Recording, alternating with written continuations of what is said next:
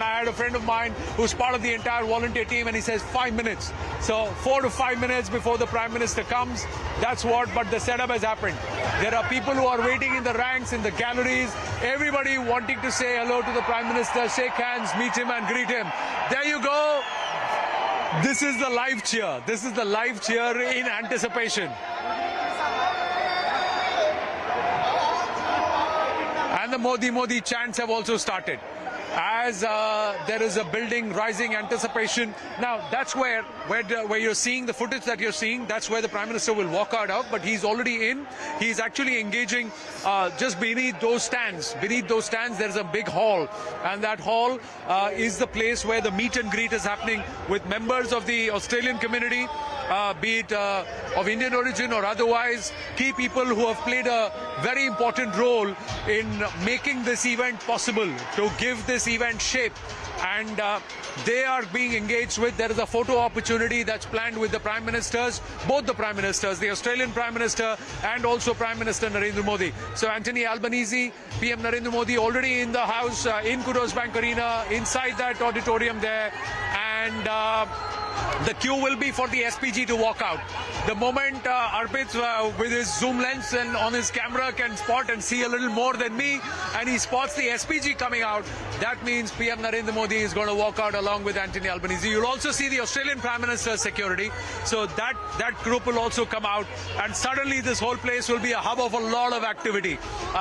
Security officials are going to have a tough time controlling this crowd, which can get enthusiastic when it comes to one man, Prime Minister Narendra Modi. So beyond a cricket star, beyond a music star, beyond a Bollywood star, I think there's one person in the political spectrum who gets this kind of attention. It is PM Narendra Modi, and it's very, very evident. So let's just pan across to the far corner, and you see that group already doing Garba and dance. So they're dancing in the gallery. They're dancing in the alley and in the gallery at this point. They're dancing in the gallery and at this point. There you go. So Garba, clapping of hands and cheering happening at this point. There you go. So that's the enthusiasm. You look at the energy, mood build up ho gaya, dekhiye kaise, and the dance happens on top, and they're also dancing there. There you go, one more round of cheer and one more round of dance. They want all the attention from the Prime Minister over there. You look at the crowd here. Arpit's just top of that corner. You look at the entire group in that first floor has actually now hugging the railings. They're all standing over there because they want to capture PM Narendra Modi. They want to take a video of him, take a video of him and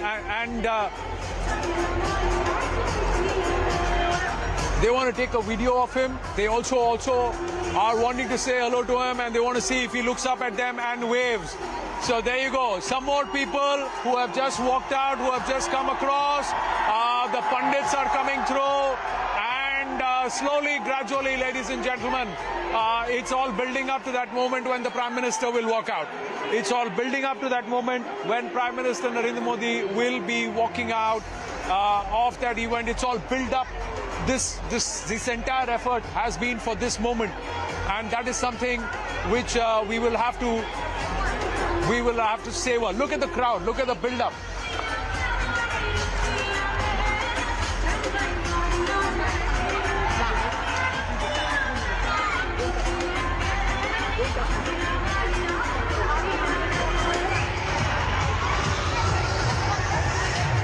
Well, photographs, selfies, everything is happening.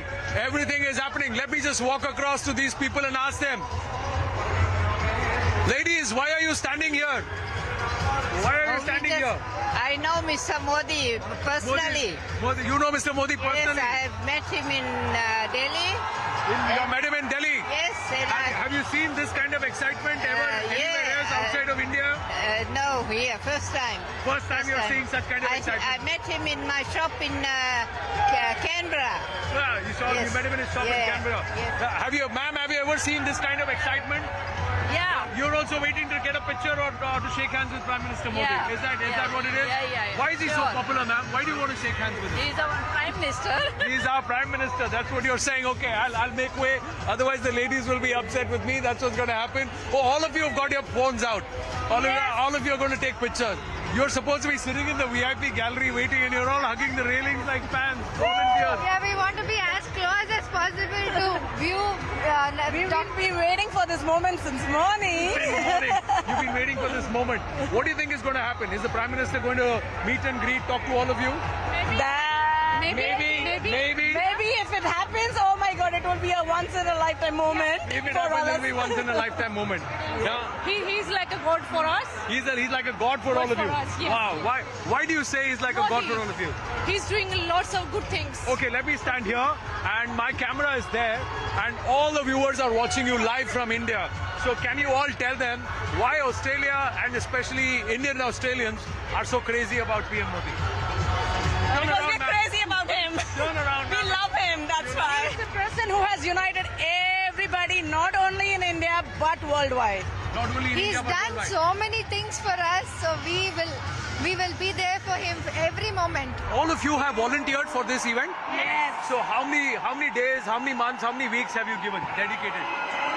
Just today. Just today? Volunteered just for today? Yeah, but we had the whole organization. So you had to take the day off? Yes, definitely. Right. Anything. But weekday you're okay to take it off? Yeah, that's right. All right, turn it around. There you see, there you go. There you go. Well, now do I need to talk, or are you going to listen to this ambience all around here, ladies and gentlemen? They're just going crazy. Feel the vibe, feel the energy here.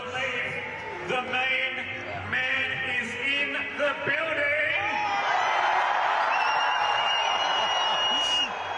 The announcement saying Prime Minister Narendra Modi in the building. And look at the cheer.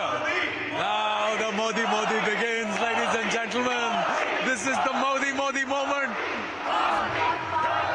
There will be a time up on the screen to let you know how many more minutes we'll itch and wait until he's here. Oh, 10 more minutes. 10 more minutes. It's 10 minutes. 10 minutes is on the clock. Now, you see the change?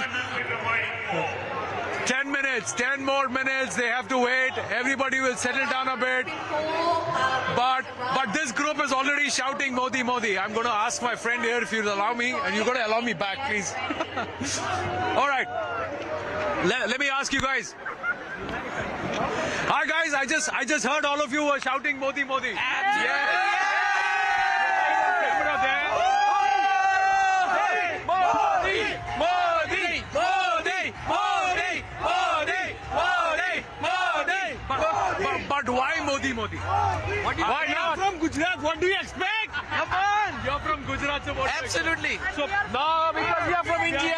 India. Because we know the man who's formed India. You know built the man. India. The Thala of India. He's the Thala. Exactly. He's the Thala of India. He's the Thala of India. Very good. But tell me, what's so special about PM Modi? What is it that he's done? How long have you been in We Australia? have seen in Australia for 18 years. 18 years. 18 years. The last 8 years, what's changed? A lot of He things changed. transformed India. Absolutely. He's transformed He's India. transformed India. What has he done? What has he The done? digitalization that he's brought. Digitalization. Digitalization that he's brought is amazing. It's amazing. The way he's brought poor people up in the radar is amazing. So he's really made a change. He's really made a Yes, change. absolutely. And what about the One- Kashmir? What is the Kashmir now? Once again, we have the Kashmir back. Back for Absolutely. 370 abrogation. Exactly 370. They're having a G20 tourism summit there. today. Absolutely. Yes. Isn't that a proud Yes. moment? Exactly. Absolutely proud moment. I want still one more thing from Modi. Akhand Bharat. Oh, you want an Akhand Bharat? Modi, Modi, Modi, Modi, Modi, Modi. So it's a Modi chant that's happening, and everybody has, I think, some common things to say. He's helped rise the stature of India. He's put India on the world map. He's brought in critical reforms. Thank you very much. Critical reforms. He's brought in critical reforms. That is important. I'm making my way back into the gallery because when he walks in, I will get stuck there. But we want to get you the emotions here. There are people from the Indian fraternity who are here. Hello, sir. If I may ask you, you're dressed in traditional attire. May I know your good name? Rajiv Jairam. Rajiv Jairam. Did I see you on the screen there as representing one of the communities? Yes, yes. You did. You did. So That's all my right. camera is there. If you could turn around a little and tell me, why is the Indian Australian diaspora so much in love with Prime Minister Modi? Oh, absolutely. Because he has given us so much pride and joy and increased the sense of being Indian, and the pride that we have now is something that we hadn't experienced earlier. How long have you been in Australia? About 20 years now. 20 years. And you're saying this pride and all of this has happened in the last 5-7 years? Yes. Since he's become the Prime Minister, it's been a completely different kind of identity that all of us have had. Can you put a finger and tell our viewers back at home, back in India, what is that difference that he's made? What has he done? What difference he's made is that he's allowed India to stand up to the world. No longer are we subservient to any other country. No longer are we at the mercy of anyone else. We are proud Indians, proud to be of Indian heritage and origin and representing ourselves here. You think that's translating among the community also in your engagement in day-to-day life in Australia? Absolutely. I mean, the 200 odd years of being subjects to another country has had an impact, and now we are coming out of that psychologically as well, and that's made a tremendous difference. That's some deep-rooted insight. Shedding that colonial mindset is what you had said during Independence Day. Absolutely. And you're saying that it's taken some time, but it's finally happening. It is happening, and we hope that will continue. Lovely. I think we're all building up. Australian MPs are coming. He's going to enter from here. I see some of the Australian MPs and parliamentarians also making their come back from their meeting. So they just had a meeting with him, and they're back. Oh. And now we'll have the two prime ministers enter from here. So I should make my way there, shouldn't I? Yes. All right. All Thank you so much, Jacob. Thank you. So there you go. So you get some news also. What the Prime Minister has done is he's also engaged with some of the Australian MPs who all made their way from here. And after the meeting, they have come around and they have come this way. And as they are walking in, the MPs are walking in. There is meeting and greeting that is happening.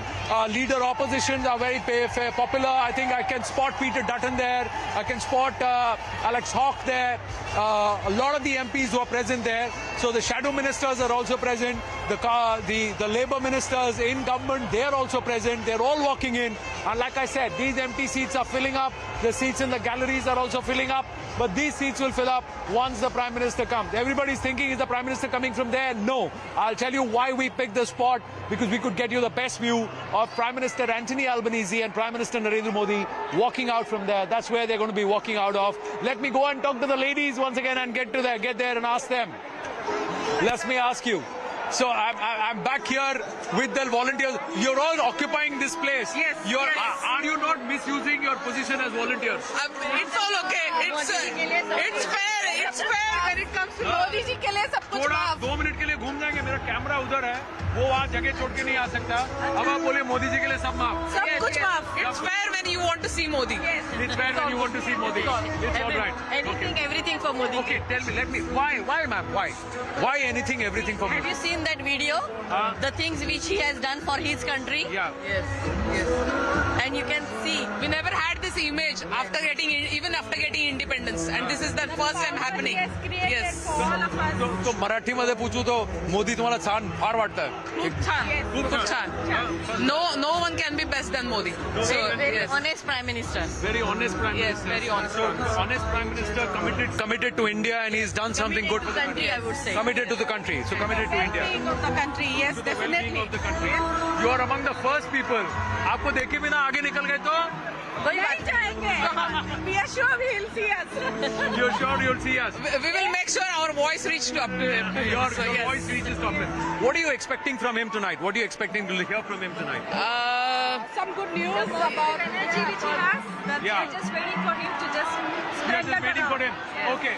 Spread the positive energy around. Yes. Okay. Who's the gentleman who's walking around in the golden kurta there? That's Ramya Varanji. He is part of NHSS. He's part of NHSS. He's going to be going on the stage to make the announcement, isn't it? So we should ask Ramya Varanji what time Prime Minister is going to come out, isn't it? The right person to talk to. He's the right person to talk to. But you people are the right people to talk to. You're volunteers. You got the bombs. Thank you for covering us so many times. We are just here for 5 minutes. We are supposed to go up. You're supposed to go up. The volunteers are all supposed to go up. They're using their volunteer cards and all access cards so that they can kind of up close, really close to the Prime Minister and have a quick chat with him. Ladies and gentlemen, you can see the enthusiasm, isn't it? You can see the enthusiasm amongst the diaspora when it comes to Prime Minister Narendra Modi. And I think that's special. Oh, you guys are hi. I'm good. Oh, you guys are all here also. Yes. Bharat Mata Ki Jai! Praveen, come here. Bharat Mata No, you guys have done some fantastic work organizing and putting this together. But let me ask you, did it take a lot of convincing, or did people voluntarily come forward? माँ भारती के लिए हम जो लोग बाहर रहते हैं तरसते हैं। मोदी जी उसका प्यार लेकर आए, आनंद जी आप उसका प्यार लेकर आए हैं। We had too many people who wanted to perform. There was no dearth of people who wanted to perform, and there were performers outside as well. So we had ton of performances. No, and the audience which has come. You're saying we are expecting nearly 20,000 crowd. That's right. 20,000 people are here. Every seat is taken. Yeah. Pan around. Every seat is taken. The upper galleries, those people are still waiting to go up. Yes. What's the story there? Yes, The tickets are sold, I'm told. Yes, every ticket is gone and people are outside because of security reasons. People came late, so we cannot let them in. But every seat is gone. Every seat is gone. Every seat is gone. Every seat is gone. Thank we you. are live on the broadcast in wow. India. In India. Say hello to my mom and dad. I love you. Bharat Mata ki Jai! Bharat Mota ki Jai! Modi ji's fever. Being a weekday, everyone is here. Yeah. I'm looking at 20,000 Australians who are there right in the bang middle of the week. Yes. And they've come to see a Prime Minister of another country. Only Modi, Modi, Modi, Modi, Alright, Modi. guys, find your spot. The PM is about to come. There you go. The countdown says less than 1 minute. Pull up the ranks, ladies and gentlemen. The spotlight, the camera is not me. Camera is not the crowd. The camera is on the man. They're all waiting to watch. That is Prime Minister Narendra Das Modi, who's going to make his way in. And I'm going to make my way through this crowd of the media and people.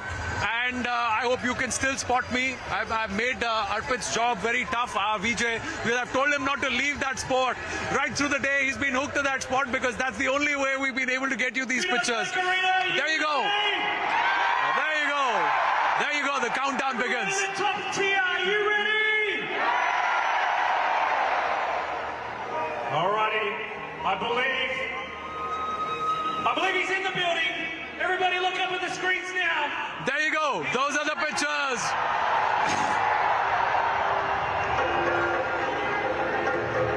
Those are the pictures of the Prime Minister arriving.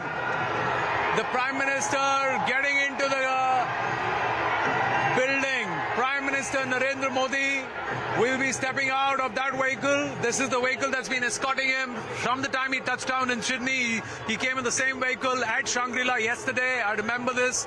And there he is, stepping out.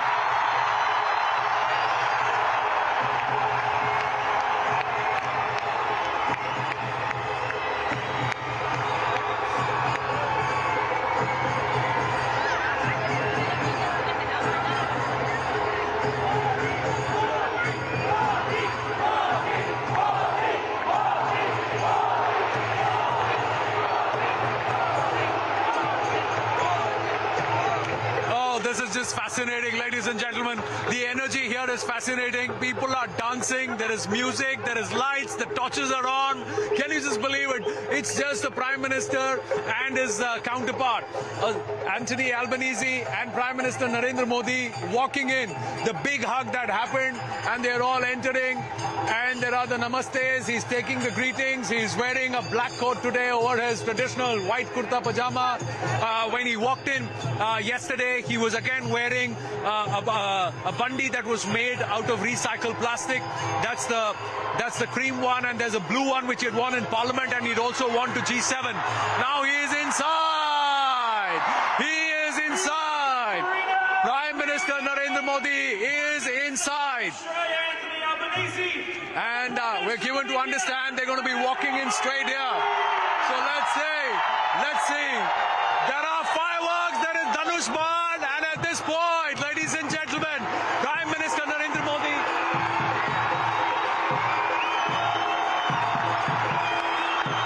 There you go.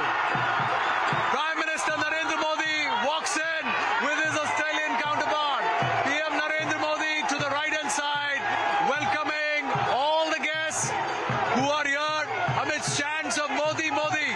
Prime Minister Narendra Modi walks up, straight up to the dais.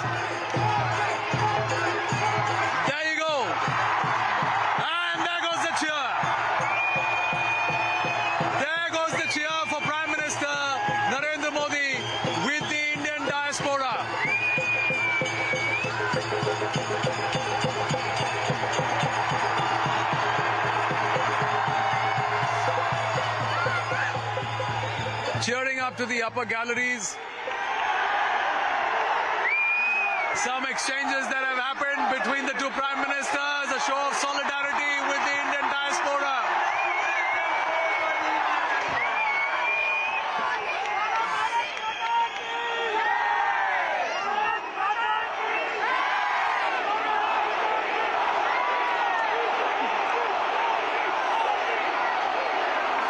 So as the two prime ministers stand for a photo op and the national anthem. The Australian national anthem.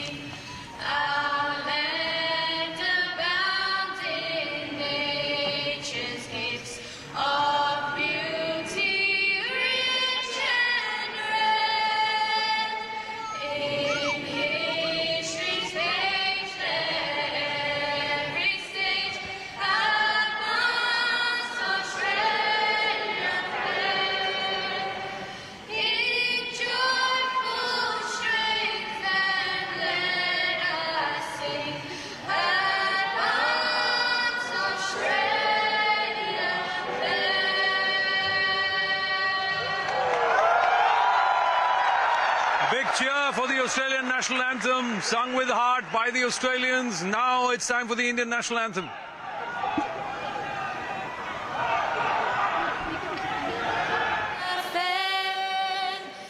In joyful strains, then let us sing. Advance Australia fair.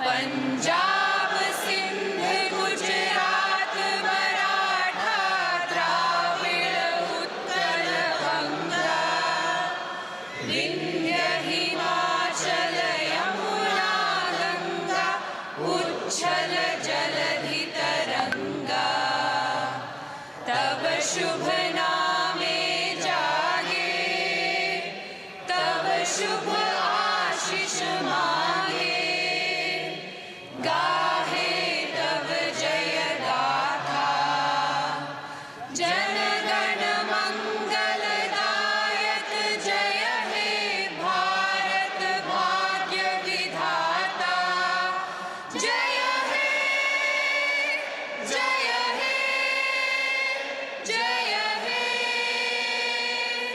जय जय जय जय हे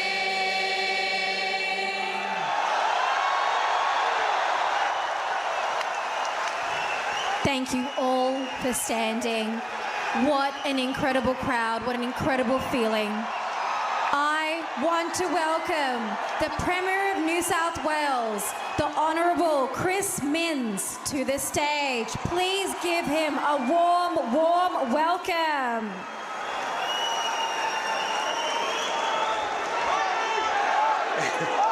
Good evening, everybody. As Premier of New South Wales, it's my great pleasure to welcome all of you to the Kudos Brank Arena for this special event. And I, of course, particularly want to warmly welcome the Prime Minister of India, Prime Minister Modi.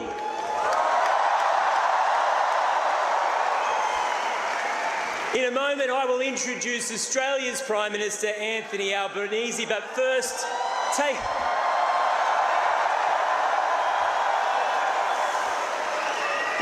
take a look at the scale of tonight's event. It's huge. It's part of Australia's largest story. More and more people from India have come to Australia to call it their home. They've built businesses, started families, undertaken studies, established places of worship. You've created community while keeping your culture and traditions. We come from many different backgrounds in Australia, but we are stronger together. And tonight you can see that strength. In fact, you can hear it. Friends, the Indian diaspora is the nation's fastest growing. There are 750,000 people that have Indian ancestry in this country. And that includes the Treasurer of New South Wales, Daniel Mookhey, who swore his oath of allegiance on the Bhagavad Gita. Friends, he was the first Australian minister to do so, but he will not be the last. And so tonight we roll out the red carpet for the Prime Minister of India. We thank him for coming, but we want to pay a special tribute to all those Indian Australians who've made this country so great. Enjoy the night.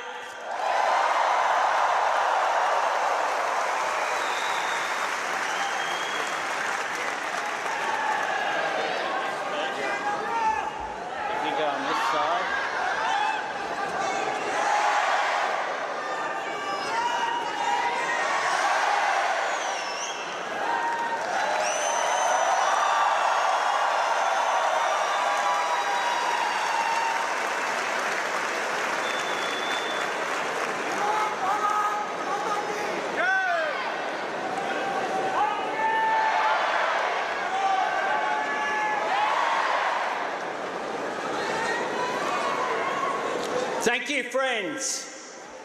I begin by acknowledging the traditional owners of the land on which we meet, and I pay my respects to elders past, present and emerging. And I am proud to lead a government that will give all of you, all Australians, a chance to vote in a referendum to recognise our First Peoples in our nation's constitution later this year. And I urge my Indian Australian friends, vote yes. It is a huge pleasure to welcome Prime Minister Modi to Australia. In just my first year as Prime Minister, which I'm celebrating today,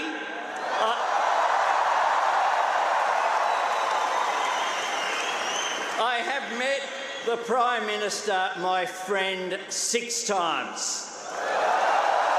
But absolutely nothing beats standing with him on a stage like this, looking out at this magnificent sea of faces. What an honour. And what a joy it is to get to welcome Prime Minister Modi here with all of you. I get to speak to some pretty big crowds as Prime Minister, but I have to say that the warmth and the energy here tonight is absolutely second to none.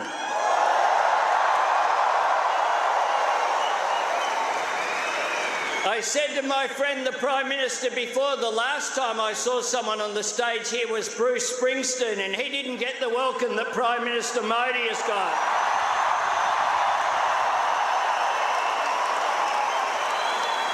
Prime Minister Modi is the boss.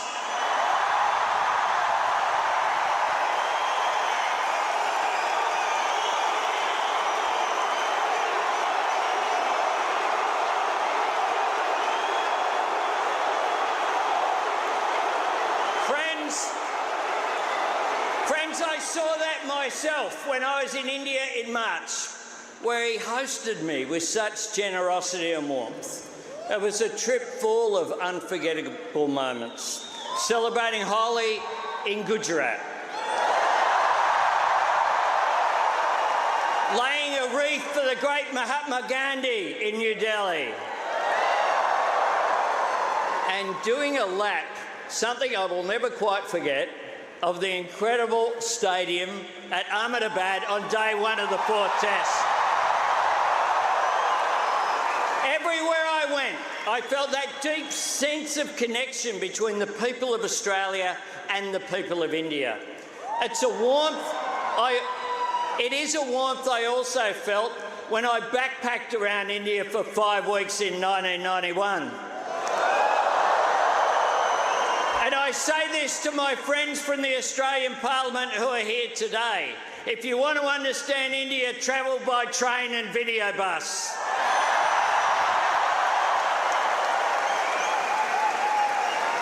And you can even hitchhike. They're very friendly. It is a connection that I feel here tonight. And once again, I feel so grateful to be a part of it. Your million-strong community has contributed so much to this country. The people here tonight, your families, your communities, will always be the lifeblood of the relationship that India and Australia share. And tonight I announce that the new Centre for Australia-India Relations will be based in Parramatta.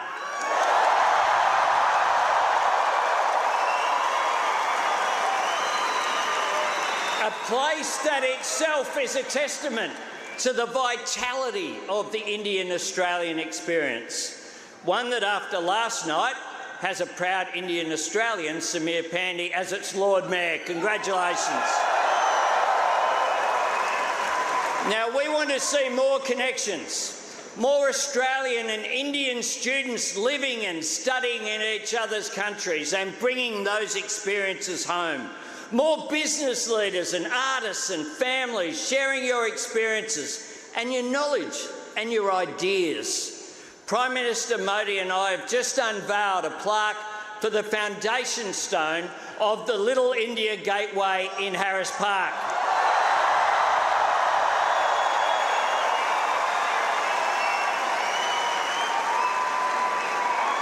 But tonight, and won't that be good to visit? But tonight, as Prime Minister, I want to say thank you. You have brought the spirit of the world's biggest democracy to Australia. And you have helped make our democracy stronger and more inclusive. You've strengthened Australian society, bringing our country the benefits and riches of such a beautiful and diverse culture. And I am so proud that you have made Australia your home, that you see your life and your future here.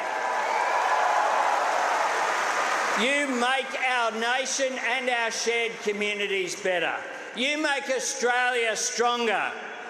Friends, I want you to give a big Australian welcome to my dear friend, Prime Minister Narendra Modi.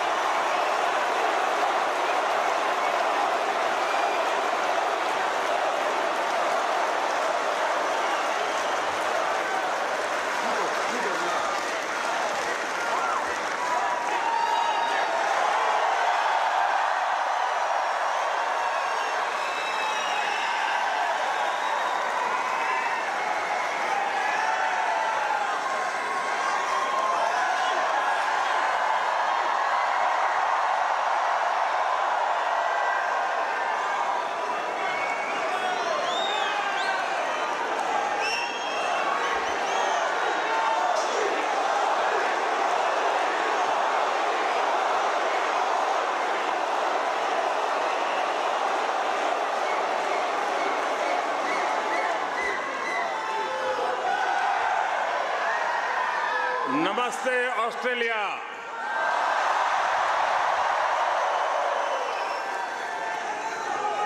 Australia के प्रधानमंत्री और मेरे प्रिय मित्र his excellency अल्बनीजी, Australia के पूर्व प्रधानमंत्री his excellency Scott Morrison,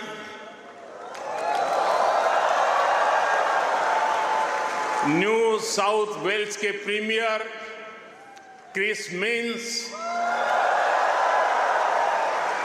foreign minister Penny Wong, communication minister Michelle Rowland, energy minister Chris Bowen, Leader of Opposition, Peter Dutton, Assistant Foreign Minister Tim Watts, New South Wales के उपस्थित मंत्रिमंडल के सभी आदरणीय सदस्य, पैरामाटा से सांसद सदस्य doctor Andrew Charlton,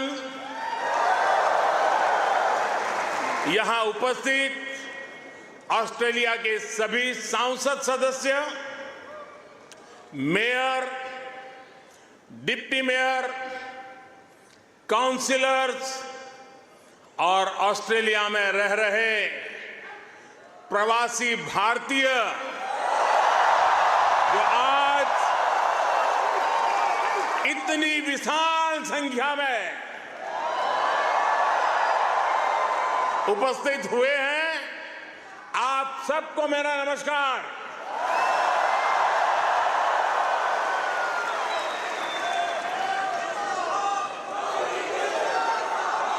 First of all, I acknowledge the traditional custodians of the lands that we are meeting here on today. I pay my respect to their elders, past, present, and emerging. I also celebrate all First Nations people who may be with us today. Friends, मैं जब 2014 में आया था तो आपसे एक वादा किया था।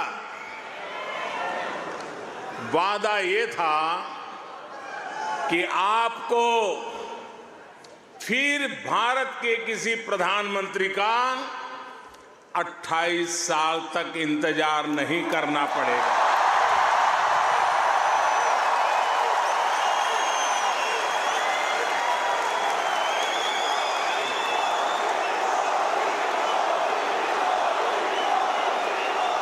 तो लीजिए, यहां सिडनी में इस ऐना में मैं फिर हाजिर हूं और मैं अकेला नहीं आया हूं। प्रधानमंत्री अल्बेनीजी भी मेरे साथ आए हैं। मिस्टर प्राइम मिनिस्टर, अपने बहुत व्यस्त कार्यक्रम में से हम सभी के लिए आपने समय निकाला है। ये हम भारतीयों के प्रति आपके स्नेह को दर्शाता है। आपने जो अभी कहा वो दिखाता है कि ऑस्ट्रेलिया के मन में भारत के प्रति कितना प्रेम है। इसी वर्ष मुझे प्रधानमंत्री जी का भारत की धरती पर अहमदाबाद में स्वागत करने का अवसर मिला था।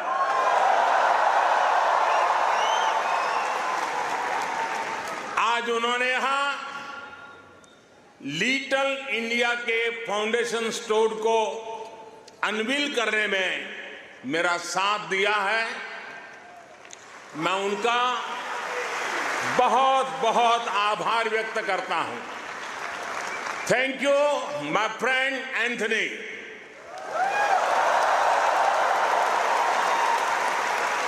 ये लिटिल इंडिया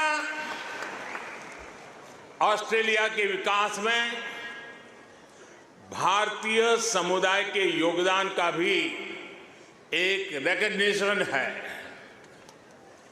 मैं न्यू साउथ वेल्स के प्रीमियर, पैरामाटा शहर के मेयर, डिप्टी मेयर और काउंसिलर्स को इस विशेष सम्मान के लिए धन्यवाद देना चाहता हूं। साथियों, मुझे खुशी है कि न्यू साउथ वेल्स में प्रवासी भारतीय समुदाय से कई लोग सार्वजनिक जीवन में सक्रिय भागीदारी कर रहे हैं, अपनी पहचान बना रहे हैं। वर्तमान न्यू साउथ वेल्स की सरकार में डिप्टी प्रीमियर, प्रूकार, ट्रेजरर डेनियल मुखी बड़ा कंट्रीब्यूशन कर रहे हैं। और कल ही भाई समीर पांडे पैरामाटा के लॉर्ड मेयर चुने गए हैं। मैं सबका अभिनंदन करता हूं, बहुत बहुत बधाई देता हूं। साथियों, आज जब पैरामाटा में यह सब हो रहा है, तभी ये जानकारी भी आई है कि पश्चिमी ऑस्ट्रेलिया के पर्थ शहर में भारतीय सैनिक नयन सी सैलानी के नाम पर सैलानी एवेन्यू बनाया गया है। उन्होंने पहले विश्व युद्ध में ऑस्ट्रेलिया की फौज के लिए लड़ते हुए वीर गति प्राप्त की थी। इस सम्मान के लिए मैं पश्चिमी ऑस्ट्रेलिया के नेतृत्व का आदरपूर्वक अभिनंदन करता हूं। साथियों, एक समय था जब कहा जाता था कि भारत ऑस्ट्रेलिया के संबंधों को 3C डिफाइन करते हैं, ऐसा पहले कहा जाता था। ये कौन से 3C हैं? कॉमनवेल्थ, क्रिकेट और करी।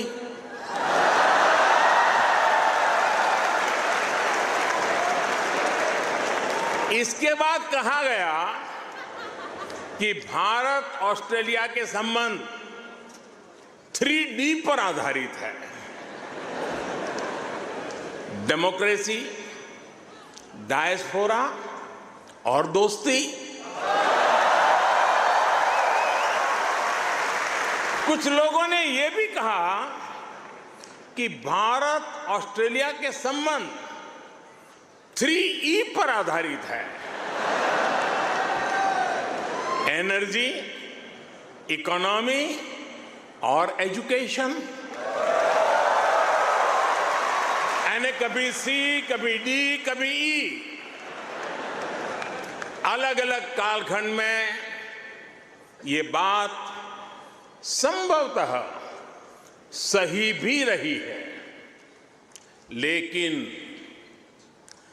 भारत और ऑस्ट्रेलिया के ऐतिहासिक संबंधों का विस्तार इससे कहीं ज्यादा बड़ा है। और जानते हैं, इन सारे संबंधों का सबसे बड़ा आधार क्या है? जानते हैं?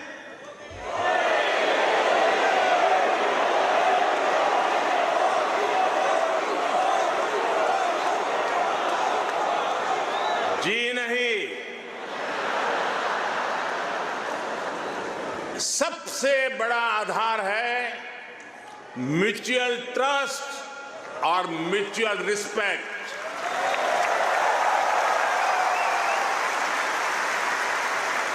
ये म्यूचुअल ट्रस्ट और म्यूचुअल रिस्पेक्ट सिर्फ भारत ऑस्ट्रेलिया के डिप्लोमेटिक रिश्तों से विकसित नहीं हुआ है। इसकी असली वजह है, इसकी असली ताकत है आप ऑस्ट्रेलिया में रहने वाले हर एक भारतीय। आप उसकी असली ताकत है। इसकी असली वजह है ऑस्ट्रेलिया के 2.5 करोड़ से ज्यादा सिटीजन्स साथियों, हमारे बीच भौगोलिक दूरी जरूर है, लेकिन हिंद महासागर हमें आपस में जोड़ता है। हमारी जीवन शैलियां भले अलग अलग हो, लेकिन अब योगा ये भी हमें जोड़ता है। क्रिकेट से तो हम ना जाने कब से जुड़े हुए हैं, लेकिन अब टेनिस और फिल्में भी हमें जोड़ रही है। हमारे यहां खाना बनाने का तरीका भले अलग अलग है, लेकिन अब मास्टर शेफ हमें जोड़ता है।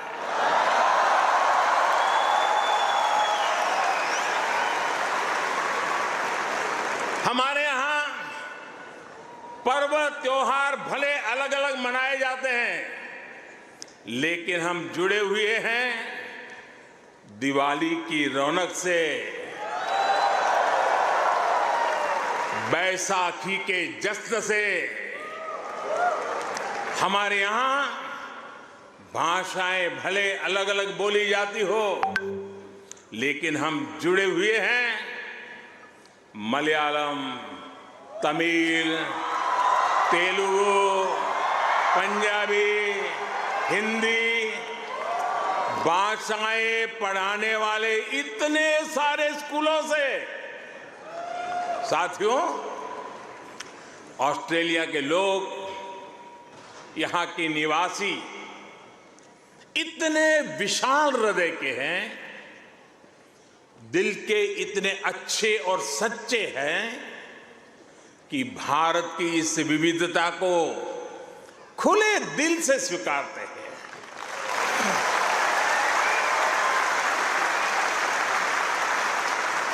और यही वजह है कि पैरा माटा स्क्वायर किसी के लिए परमात्मा चौक बन जाता है।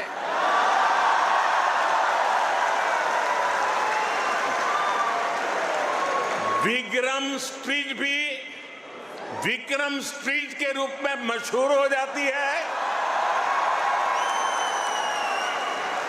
और हैरिस पार्क कई लोगों के लिए हरीश पार्क हो जाता है।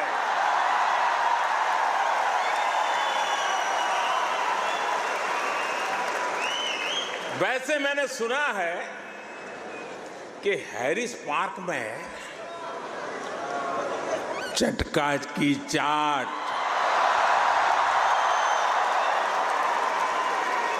जयपुर स्वीट्स की जलेबी, उसका तो कोई जवाब ही नहीं है। मेरी आप सबसे रिक्वेस्ट है, आप लोग कभी मेरे मित्र पीएम एल्बेनीज़ी को भी वहां जरूर ले जाइएगा। और साथियों, जब खाने की बात चली है और चाट की बात चली है, तो लखनऊ का नाम आना भी स्वाभाविक ही है। मैंने सुना है सिडनी के पास लखनऊ नाम की जगह भी है, लेकिन मुझे पता नहीं वहां भी चाट मिलती है क्या। अच्छा, यहां भी तो शायद दिल्ली के पास वाले लखनऊ के लोग होंगे ही होंगे, है क्या? वाह,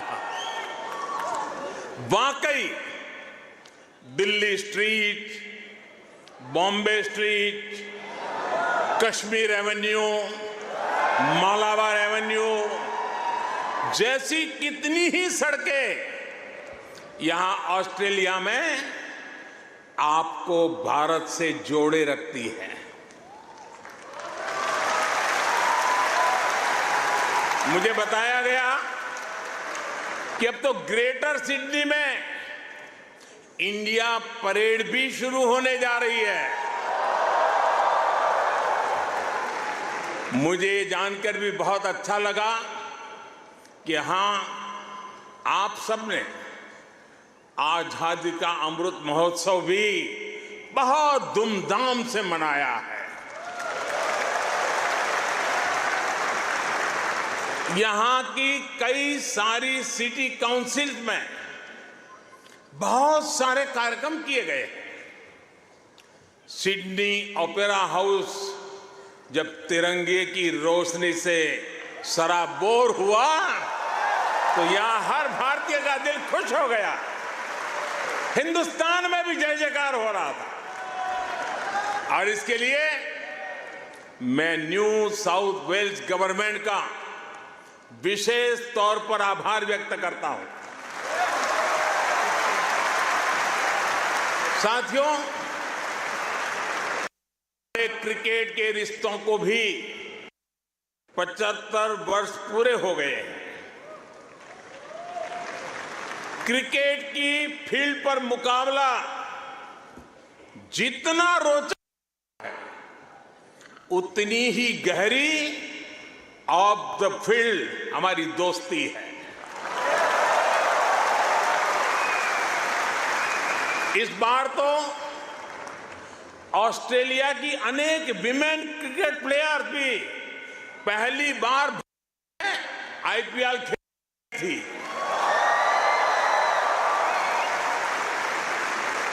और साथियों, ऐसा नहीं है कि हम सिर्फ सुख के ही साथी हैं। अच्छा दोस्त तो सुख का तो साथी होता है, दुख का भी साथी होता है।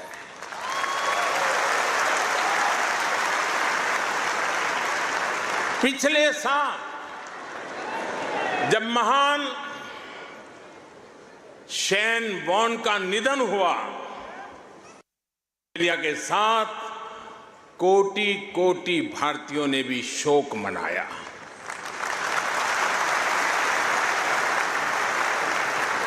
ये ऐसा था जैसे हमने अपना कोई खो दिया है। साथियों, आप सभी यहां ऑस्ट्रेलिया में हैं, यहां के विकास को देख रहे हैं। आप सभी का एक सपना रहा है कि हमारा भारत भी विकसित राष्ट्र बने।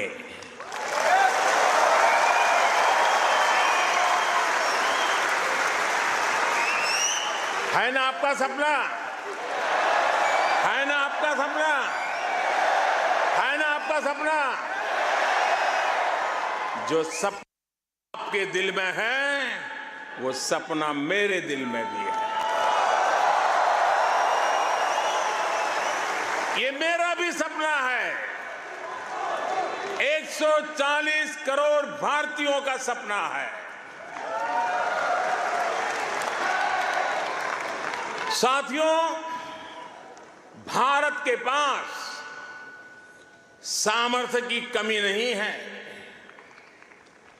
भारत के पास संसाधनों की कमी भी नहीं है। आज दुनिया की सबसे बड़ी और सबसे युवा टैलेंट फैक्ट्री जिस देश में है, वो है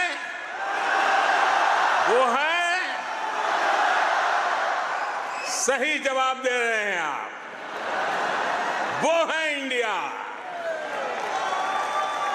मैं ये बात फिर दोहरा रहा हूं, आज दुनिया की सबसे बड़ी और सबसे युवा टैलेंट फैक्ट्री जिस देश में है, वो है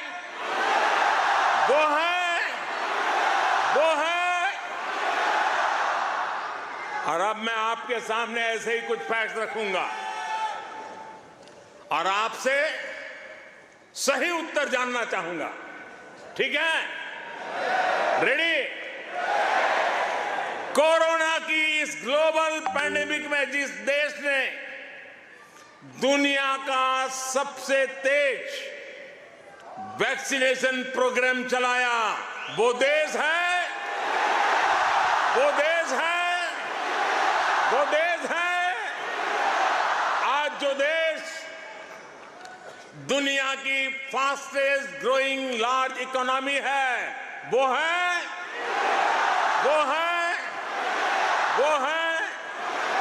आज जो देश दुनिया में नंबर 1 स्मार्टफोन डेटा कंज्यूमर है, वो देश है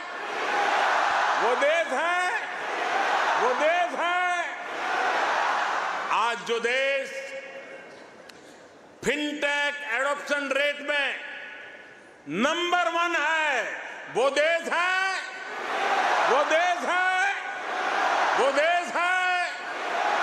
आज जो देश मिल्क प्रोडक्शन के मामले में दुनिया में नंबर 1 है, वो देश है आज जो देश इंटरनेट यूजर्स की संख्या में दुनिया में नंबर 2 पर है, वो है आज जो देश दुनिया का सेकंड लार्जेस्ट मोबाइल मैन्युफैक्चरर है, वो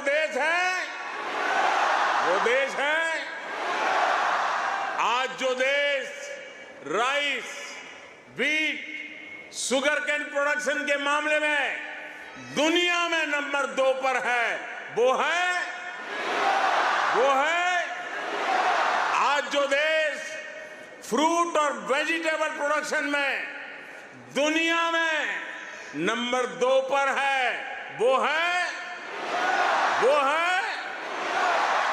आज जिस देश में दुनिया का तीसरा सबसे बड़ा स्टार्टअप इकोसिस्टम है, वो है दुनिया का तीसरा सबसे बड़ा ऑटोमोबाइल मार्केट जिस देश में है, वो देश है दुनिया का तीसरा सबसे बड़ा सिविल एविएशन मार्केट जिस देश में है, वो देश है और अब जो देश अगले 25 साल में विकसित होने के लक्ष्य के साथ आगे बढ़ रहा है, वो देश है साथियों, आज IMF भारत को ग्लोबल इकोनॉमी का ब्राइट स्पॉट मानता है। वर्ल्ड बैंक का विश्वास है कि ग्लोबल हेडविंड्स को अगर कोई चुनौती दे रहा है तो वो भारत है। आज दुनिया के कई देशों में बैंकिंग सिस्टम पर संकट है, लेकिन दूसरी तरफ भारत के बैंकों की मजबूती की आज चारों तरफ प्रशंसा हो रही है। दुनिया में 100 साल में आए सबसे बड़े संकट के बीच भारत ने बीते वर्ष रिकॉर्ड एक्सपोर्ट किया है। आज हमारा फॉरेक्स रिजर्व नई बुलंदियां छू रहा है। फ्रेंड्स,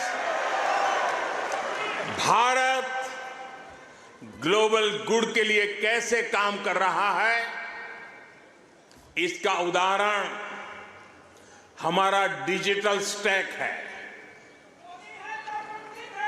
आप सभी भारत के फिनटेक रिवॉल्यूशन से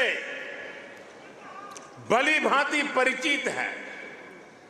आपको याद होगा, जब मैं 2014 में यहां आया था, तब मैंने आपसे एक सपना साझा किया था। मेरा वो सपना था कि भारत में गरीब से गरीब का अपना बैंक खाता हो।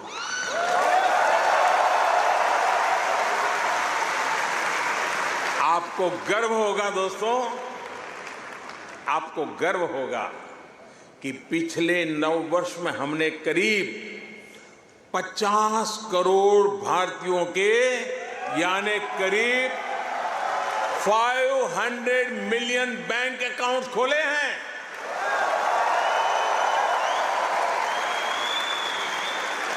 और सिर्फ बैंक अकाउंट खोलना ही हमारी सफलता, हम वहां अटकते नहीं हैं।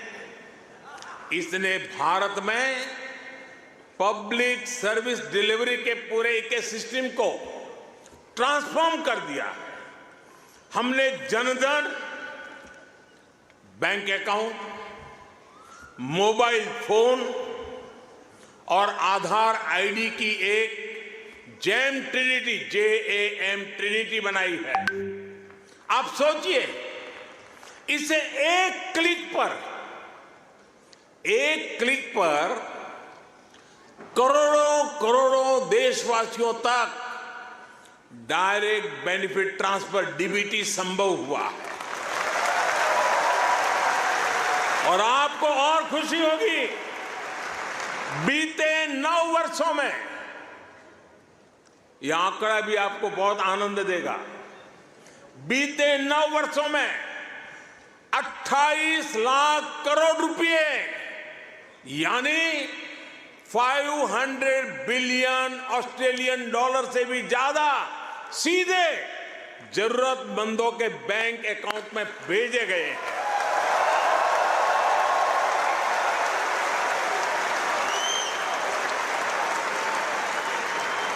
कोरोना के समय में बहुत से देशों को अपने नागरिकों को पैसे भेजने में मुश्किल आई थी, लेकिन भारत उन देशों में था जो एक क्लिक पर यह काम पलकों में कर रहा था।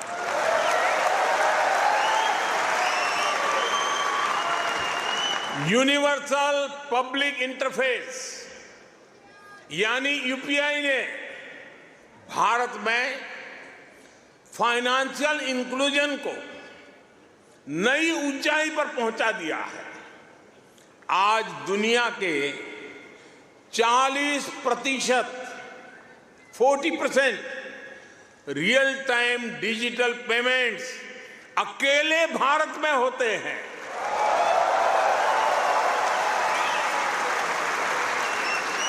आप अभी भारत आए होंगे तो देखा होगा, आज फल सब्जी या पानी पूरी के ठेले हो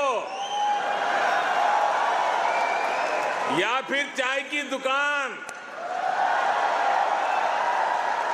सब जगह डिजिटल ट्रांजैक्शन हो रहा है।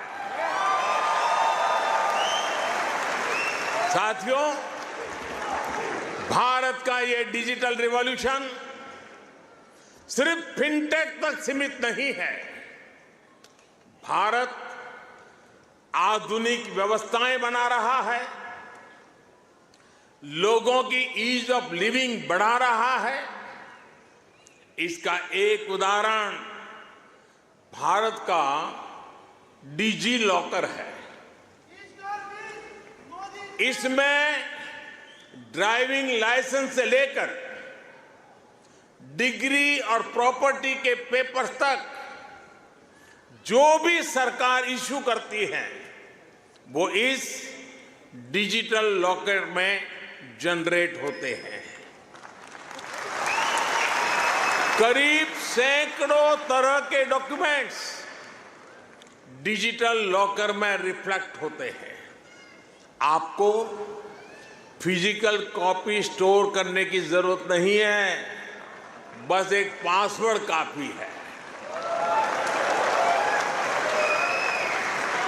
और इससे 15 करोड़ से ज्यादा यानी 150 मिलियन से भी ज्यादा भारतीय जुड़ चुके हैं।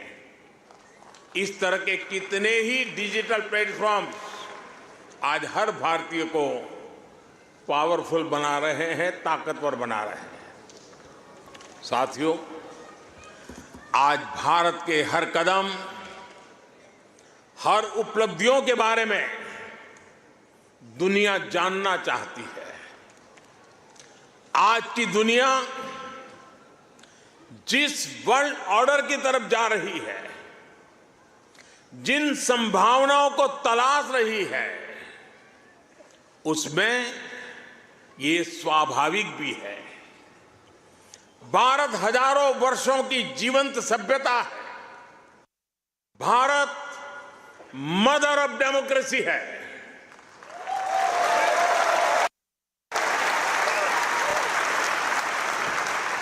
समय के अनुसार खुद को ढाला है, अपने मूल सिद्धांतों पर, फंडामेंटल्स पर हमेशा टिके रहे हैं। हम राष्ट्र को भी परिवार के रूप में देखते हैं और विश्व को भी एक परिवार मानते हैं। वसुधैव कुटुंबकम। और इसलिए जब भारत अपनी G20 प्रेसिडेंसी की थीम तय करता है तो कहता है, अपने आदर्शों को जीने का उसका स्वभाव देखिए। G20 प्रेसिडेंसी में भारत कहता है, one earth, one family, one future.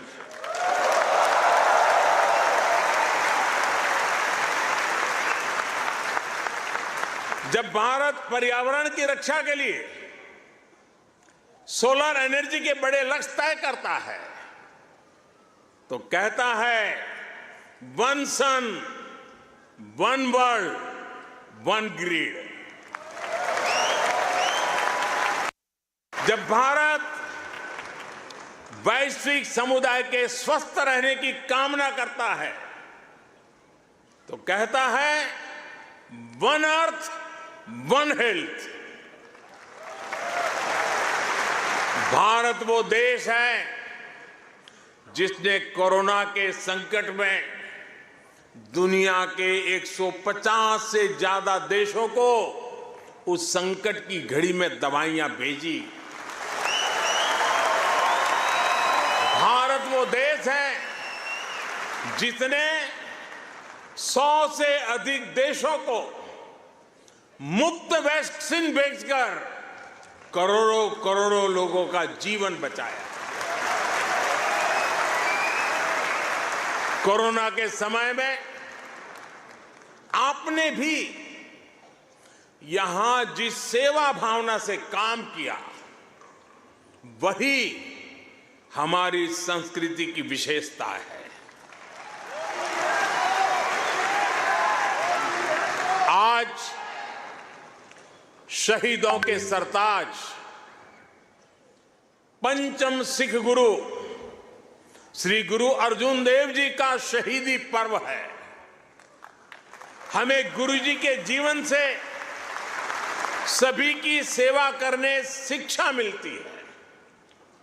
गुरु अर्जुन देव जी ने ही दसंध प्रणाली शुरू की थी।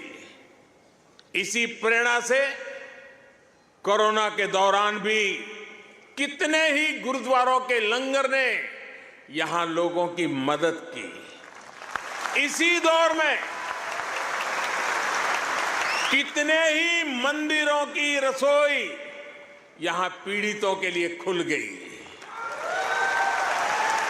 ऑस्ट्रेलिया में रहकर पढ़ाई कर रहे स्टूडेंट्स भी बड़ी संख्या में लोगों की मदद के लिए आगे आए। विभिन्न सामाजिक संगठनों ने भी इस दौरान बहुत लोगों की मदद की। भारतीय कहीं भी रहे, एक मानवीय भाव उनमें समाहित रहता है। साथियों, मानवता के हित में ऐसे ही कार्यों के कारण आज भारत को फोर्स ऑफ ग्लोबल गुड कहा जा रहा है। जहां कहीं भी कोई आपदा होती है, भारत मदद के लिए तैयार मिलता है। जब भी कोई संकट आता है, भारत समाधान के लिए तत्पर रहता है। आज चाहे इंटरनेशनल सोलर अलायंस के द्वारा सौर ऊर्जा का उपयोग बढ़ाना हो, चाहे आपसी सहयोग के माध्यम से डिजास्टर रिजिलिएंट इंफ्रास्ट्रक्चर तैयार करना हो, चाहे इंटरनेशनल बिग कैट अलायंस को नेतृत्व देना हो, भारत ने हमेशा अलग अलग देशों को एकजुट करने के लिए एक बाइंडिंग फोर्स की तरह काम किया है। अभी अभी जब तुर्की में भूकंप ने तबाही मचाई, तब भारत ने ऑपरेशन दोस्त के द्वारा मदद का हाथ बढ़ाया। भारत अपने हितों को सबके हितों से जोड़कर देखता है। सबका साथ, सबका विकास, सबका विश्वास और सबका प्रयास, ये हमारी डोमेस्टिक गवर्नेंस का भी आधार है और ग्लोबल गवर्नेंस के लिए भी यही विजन है। साथियों, आज भारत और ऑस्ट्रेलिया के बीच स्ट्रेटेजिक पार्टनरशिप निरंतर हाल में economic cooperation trade agreement sign किया है। अनुमान है इससे दोनों के बीच ट्रेड अगले 5 वर्ष में 2 गुने से अधिक हो जाएगा। अब हम कॉम्प्रिहेंसिव इकोनॉमिक कोऑपरेशन एग्रीमेंट पर काम कर रहे हैं। हम रिजिलिएंट और रिलायबल सप्लाई चेन्स का निर्माण कर रहे हैं। इससे दोनों देशों के बिजनेस को बल मिलेगा ही, दुनिया को भी नया विश्वास मिलेगा। आज भारत और ऑस्ट्रेलिया के बीच कई डायरेक्ट फ्लाइट्स हैं। बीते वर्षों में फ्लाइट्स की संख्या बढ़ी है। आने वाले दिनों में इनकी संख्या और बढ़ेगी।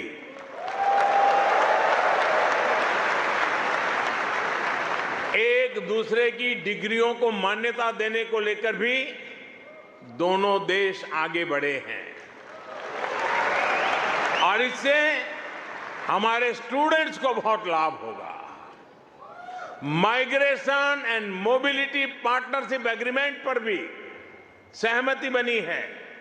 इससे हमारे स्किल्ड प्रोफेशनल्स के लिए ऑस्ट्रेलिया आना और यहां काम करना आसान होगा।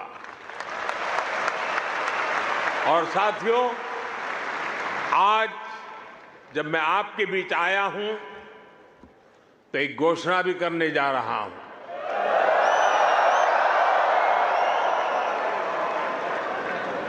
ब्रिस्बेन में भारतीय समुदाय की बहुत समय से जो मांग थी, अब उसे पूरा किया जाएगा।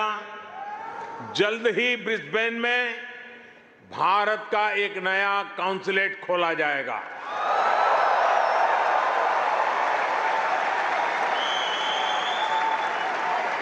फ्रेंड्स, भारत और ऑस्ट्रेलिया की गहरी होती पार्टनरशिप मां भारती में आस्था रखने वाले प्रत्येक व्यक्ति को सशक्त करेगी।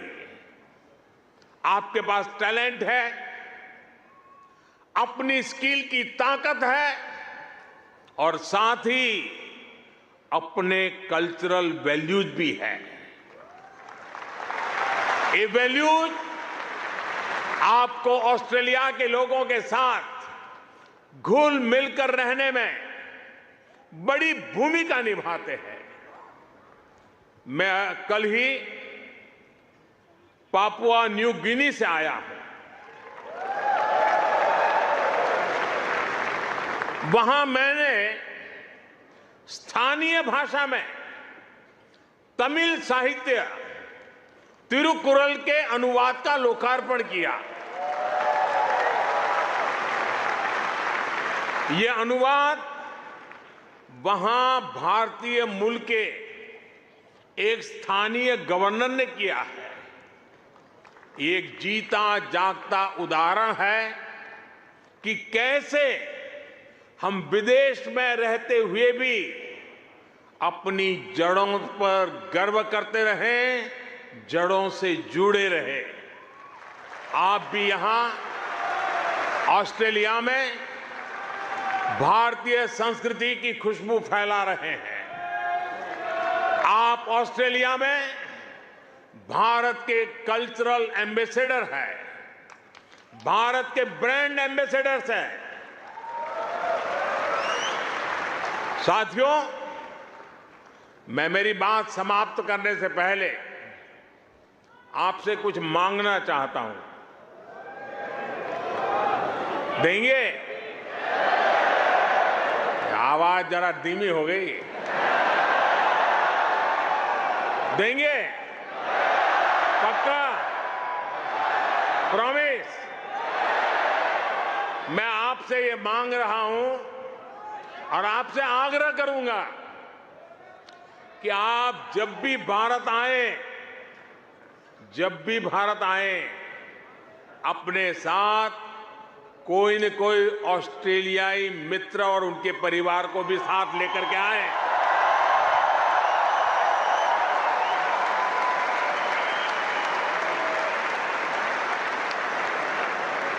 इससे उन्हें भारत को समझने का, जानने का और ज्यादा बेहतर मौका मिलेगा। आप इतनी बड़ी तादाद में आए, लंबे अरसे के बाद आपको मिलने का मौका मिला। आप सब बहुत स्वस्थ रहिए, खुश रहिए, आनंद से रहिए। एक बार फिर से आप सभी का बहुत बहुत धन्यवाद। मेरे साथ बोलिए, भारत माता की, भारत माता की, भारत माता की, भारत माता की। बहुत बहुत धन्यवाद।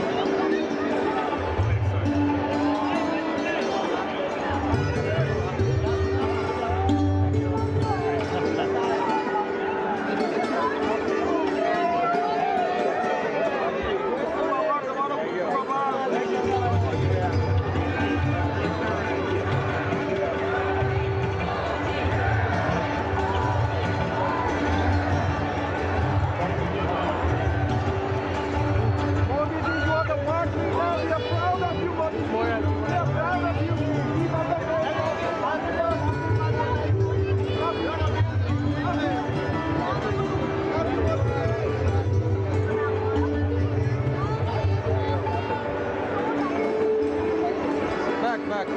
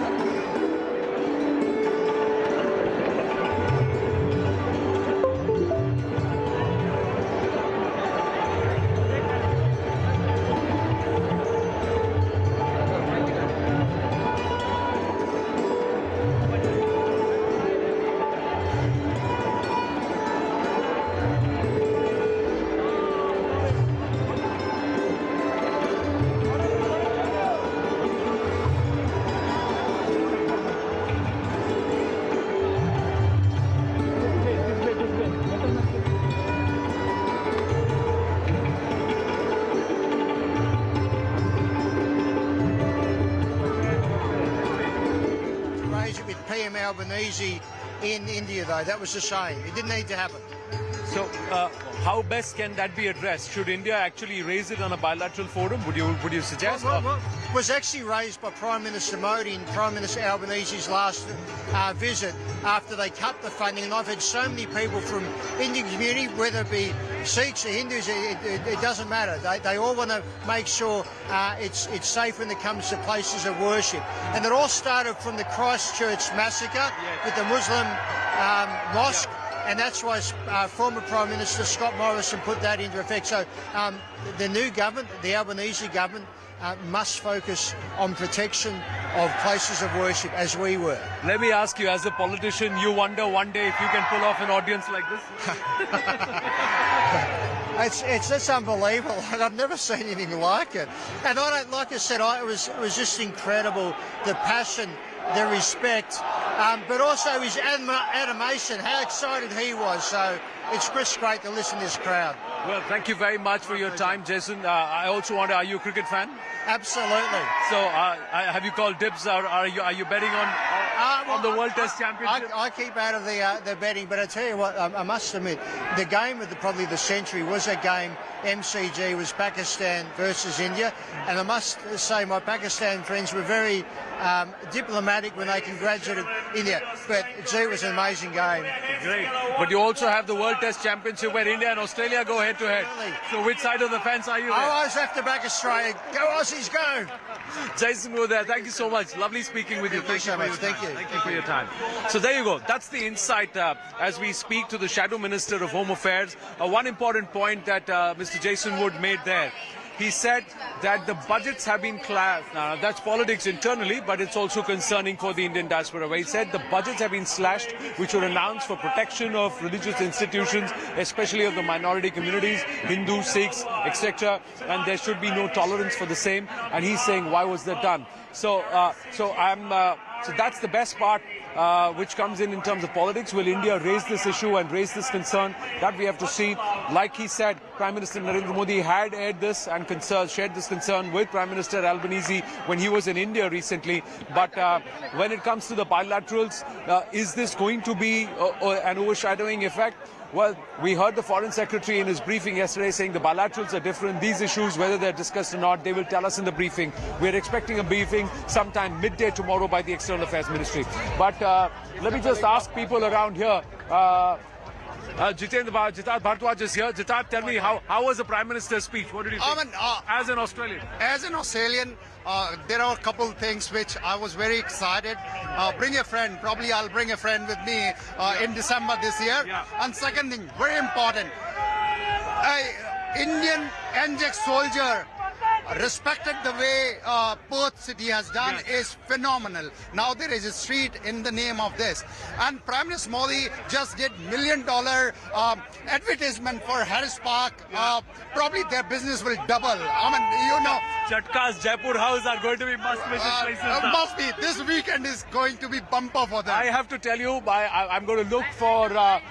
yes, one question. Yes, ma'am. You kept asking why Modi, why Modi. Have you got the answer? Yeah. Okay. You tell me. Are you convinced, mother? You were always convinced. You were you're telling me that I should be the one. Have you heard Modi ji? Yes, I did. So What do you think about it? No, I think you got convinced now. Yeah. Why Modi ji? You don't need to convince me. I'm anyway in India. He's my prime minister. I have to ask you. You're living in Australia. No, but you already answered. Yeah, There are so many How did you developments. feel listening to it? Listen to this man. I got that vibes. I'm carrying to my home forever. You're going to get. So the next time you're bringing an Australian friend with you. Yes, I will definitely. To India, Modi ji ने कुछ तो मांगा है तो देना पड़ेगा ना. कैसा लगा? कैसे बोले वो? बहुत ही शानदार गजब का हमारे हर हिंदुस्तान के लिए बहुत ही गर्व की बात है कि हमारे देश में माननीय नरेंद्र मोदी जी जैसे प्रधानमंत्री जिनका रुख का पूरी दुनिया में और कल हमने पैपुआ न्यू गिनी में देखा था और आज यहाँ ऑस्ट्रेलिया के अंदर ये हर हिंदुस्तानी के लिए बहुत ही गर्व की बात है. दिल गर्व से सीना चौड़ा हो गया. Surinder ji, I've got Mr. Dutton here. How are you? Thank you very much for your time. Well, it's great to be here. Thank you. It was good to hear a huge round of cheer even when the Prime Minister mentioned your name. I could hear most things when he was speaking, but when everyone shouted out, it was very hard to hear. But it was an amazing event. The mood is electric. The beautiful community turned out and showed great respect. So I was really honoured to be here. Let me ask you, the Prime Minister touched upon a few key issues. What did you think stood in? I know he was speaking largely in Hindi, but there were some key issues he spoke about. Where do you think India and Australia can engage further? Well, I had the interpretation, so I heard most of the speech, and I thought it was an informed speech. I thought it showed he was connected with Australia. He understood where the opportunities were, education, environment, defence, security. There are many, many areas where we can continue to strengthen and deepen the relationship. This relationship has only just started, and we're on a ground floor and we're going up in the lift at a fast rate. So the diaspora community here, the connections, the interconnectivity, the ability for direct flights, that is just going to bring our two worlds closer together, and there's no more trusted friend than Prime Minister Modi, and I'm just really pleased to be here. Thank you. Are you sometimes surprised that he's got friends both sides of the alley? He does, but I met with him in New Delhi about 18 months ago, and he was warm, engaging. He was very respectful, and he was very generous with his time. So it was great to meet him again tonight. For me, it's amazing to see that, be it Liberal or Labour, there is some very clear aspects about where India-Australia relationships need to go. But let me ask you as LOP, what's the pressure point? What are you going to watch about what Prime Minister Albanese and his government are able to eke out of this conversation, this bilateral that's scheduled for tomorrow between India and Australia? Well, I've got a bilateral meeting with Prime Minister Modi tomorrow, so we'll be having a discussion about a number of important topics for both of our sides. I think the Liberal Party, our values of hard work, of reward for effort, of family, all the values that Prime Minister Modi spoke about tonight, they're the values that we embody in our party, and that's why we have such a strong connection and respect for the Indian community, the diaspora community here, people of Indian heritage, the way in which they've integrated, that they've worked hard, that they've been successful. I think it makes all Australians very proud. You know, he spoke about cricket, he spoke about tennis. It's time rugby comes to India too. Well, I mean, we're looking in the NRL for an 18th team, so maybe it's an Indian team, maybe not a PNG team. We'll see. But I think the cricketing links are sporting links, but it's the cultural links, and I think the celebration of Indian culture here in Australia, teaching of those young kids and the passing on from generation to generation. People call Australia home, but never lose your heritage, and I think that is a very special and important part that we should recognise as well. Final question, Mr. Dutton. One aspect is security, that is Indo-Pacific security, two vibrant democracies needing to work together. The other one is security for the Indian diaspora with the recent instances that we've seen. In these matters, do you think there needs to be some action taken? Well, I think there should be, and I think we should concentrate on the 99% of good cases, and we should absolutely condemn the 1% of bad cases. Nobody tolerates any sort of behaviour in our country that is intolerant or racist. We live in an accepting country, and we need to call out bad behaviour where we see it. Like any country, that's the reality, and I think the authorities come down very hard on that sort of behaviour. it's unacceptable culturally, and we're a nation that's successful because we've welcomed people from the four corners of the earth, and if we continue to embrace that, we'll be a wonderful country into the future. And the larger question about Indo-Pacific and Australia and India becoming the guardians of this region? Well, again, I think there are shared values, and it was a discussion we had when we were in government. My counterpart as Defence Minister at that point, as Home Affairs Minister, the intelligence that we share, the way in which we work together, that only continues to deepen, and the work that we did in reforming the Quad was important because it was respectful toward Prime Minister Modi's contribution, and credit to the Prime Minister that he's continued that work under his government as well. And I want people to understand that there's a bipartisan position in our country, and that's in our national interest, it's in the global interest, and I look forward very much to providing whatever assistance we can to strengthen and deepen that relationship further. We really appreciate your candid nature, and I think we all appreciate the fact that a lot of the MPs, despite Parliament being in session, have trudged a 3.5-hour distance from Canberra to Sydney, and you're going to go back again, isn't it? I've got my bilat tomorrow with the Prime Minister. I'll be back tomorrow. Some of my colleagues are flying back tonight, but they'll be on a high. Oh, great. Thank you so much. Thank you so much. Thank you very much. Thank you. So that was Mr. Dutton, the Leader of Opposition, and very clearly bipartisan approach in terms of the partnership or the engagement between India and Australia. I think there is no doubting that. A lot of the I've got Praveen here now. Let me quickly chat with Praveen. Thank you for your patience. How was all the effort was worth it? All you put in all the effort. Yeah, and I have with me Kuldeep here, who's joining me, and I got. Thank you, Sasikal. And he made the mention of Guru Arjan Dev, and today is a very special day. Absolutely. It is a very special day. It is the Shahidi Guru of Guru Arjan Dev Ji, and he remembering it itself is, you feel that you are so blessed to have a Prime Minister like this, who thinks about each and every culture, each and every person in the arena. He has thanked our, the Aboriginal people. He started with that. So there's nobody who is, as good as he is. Do you know the fact that during emergency, Prime Minister actually lived his life as in a Gurdwara, lived his life as a Sardarji, as a practicing Sikh? Absolutely. So he's got immense, respect for Sikhi. Very true. And he wants it. He's actually a true champion for it. Yeah. Anand, what I want to tell your viewers is Indians are united overseas. We are united for the development of India. We are united for a new India. We're going to do our part. We're going to do 200%. जो प्रधानमंत्री जी ने कहा, हम मित्र लेके भारत घूमने आएंगे. मित्र लेके घूमने आना है, वही तो. That's what he said. कि you got हर साल बिना भूले. हर साल बिना भूले करना है. But all the effort worth it. Did you enjoy the conversation? 200% I enjoyed the conversation. I thank the Honourable Prime Minister, and really I thank Honourable Prime Minister Albanese as well. उन्होंने इतना समय निकाला. It shows the stature of Bharatiyas, of Indians growing, and it's a testament to our friendship. Look, you are here. I think that's an investment, right? And I tell every viewer of yours, come visit us in Australia. Come visit us. Bharat की जो सबसे बड़ी शक्ति है, वो हमारी spending power है. Correct. And our middle class, which is growing. I invite you, come to Australia. No, but here's what I have come here to Sydney to tell you, that you better get more Australians back over to India. That's what you need to do, exactly like the Prime Minister said. We are 7 lakh Hindus here in Australia, and we are growing every single day.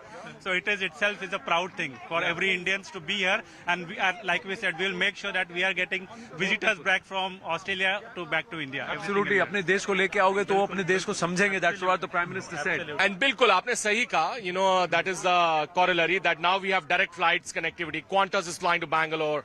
Air India flies. तो people to people संबंध बढ़ रहे हैं. मैं यहाँ पे इतने सालों से हूँ. अब मैं बहुत लोगों को ऐसे मिलता हूँ जो योगा को, हर चीज को अपने डेली उन्होंने अपने रूटीन में उतार लिया है. It has become part of their life. And all of those are brand India. So thank you to everybody, and thank you to the PM ने एकदम सही नस पकड़ी, एकदम सही बोला. मोदी जी ने जो बोला है, it hit the nerve, कि बिल्कुल एक दो कहते हैं ना कि बात को सही पकड़ना. प्रधानमंत्री जी ने एकदम वो किया है. Correct. Lovely. I've got more members of the community. This is Treasurer. Hi. Oh, please come in. May I know your good name, sir? Nitin Daniel Mukhi. Oh, okay. Hi, Nitin. What do you think of the Prime Minister's conversation? The Prime Minister had such amazing energy and such amazing vision and such amazing passion, and to see him in our great state be able to commit to such a strong relationship was just really heartwarming for all of us. He stressed upon mutual respect. You believe that needs to be addressed back here in Australia, because a lot of people have this concern, and I'm going to be very candid with you about the rising instances which are happening, targeting and deliberately. There were people who wanted to even derail the Prime Minister's visit. Is that a cause for concern? Well, Australia and Australians respect and welcome a very deep partnership with India, and we want to send a message that says it is built on mutual respect. I myself, my parents are from Punjab. My parents came here in the 70s. We helped create so many of the very original Mandirs, newspapers here. It's such a long and deep and enduring partnership here, and it's being led by our peoples. Very good. Thank you very much for speaking, and good to have you here. Good to see you here. Let me also meet Ravi is here with me, and let me get your name. Ravi, I met yesterday, and he was very helpful for us when we landed at Shangri-La. So and he was the one person who said at the dead of the night, if you want some food, I'm going to say it live on the channel. He said, I'll arrange it for you. So I'll always remember that. Thank you very much, Ravi. You're doing lots for the community here with the Diaspora. Can you tell me who these people are, gentlemen? What's your name, sir? Dr. Ishwar Madas. And Rajshekhar Anantoj. Oh, I think this is all the Andhra group that is here. I remember you. My name is Sripal Reddy. Mr. Sripal Reddy, hi. My name is Vijay Simha Reddy. Hi, Vijay Simha Reddy. So this. Mr. Sai Paros. This is. Oh, you have to meet him. To all our audiences, we are live right now, I know, but this is the group that's actually worked very hard behind the scenes. Sai was the one who's actually managed the entire media, and he's been tirelessly working here early in the morning. The one person who was there along with me today was Sai. So Sai, how did it all go? What did you think? It's a fantastic turnout. We're really excited, so happy to see. He's also the director of the Hindu Council here, aren't you? Yes, I am. So there's a lot of work they're doing. They're opening schools. They're doing. Do you have a Sanskritam school in Sydney? I didn't know that. Yes, we have multiple schools of Sanskrit here.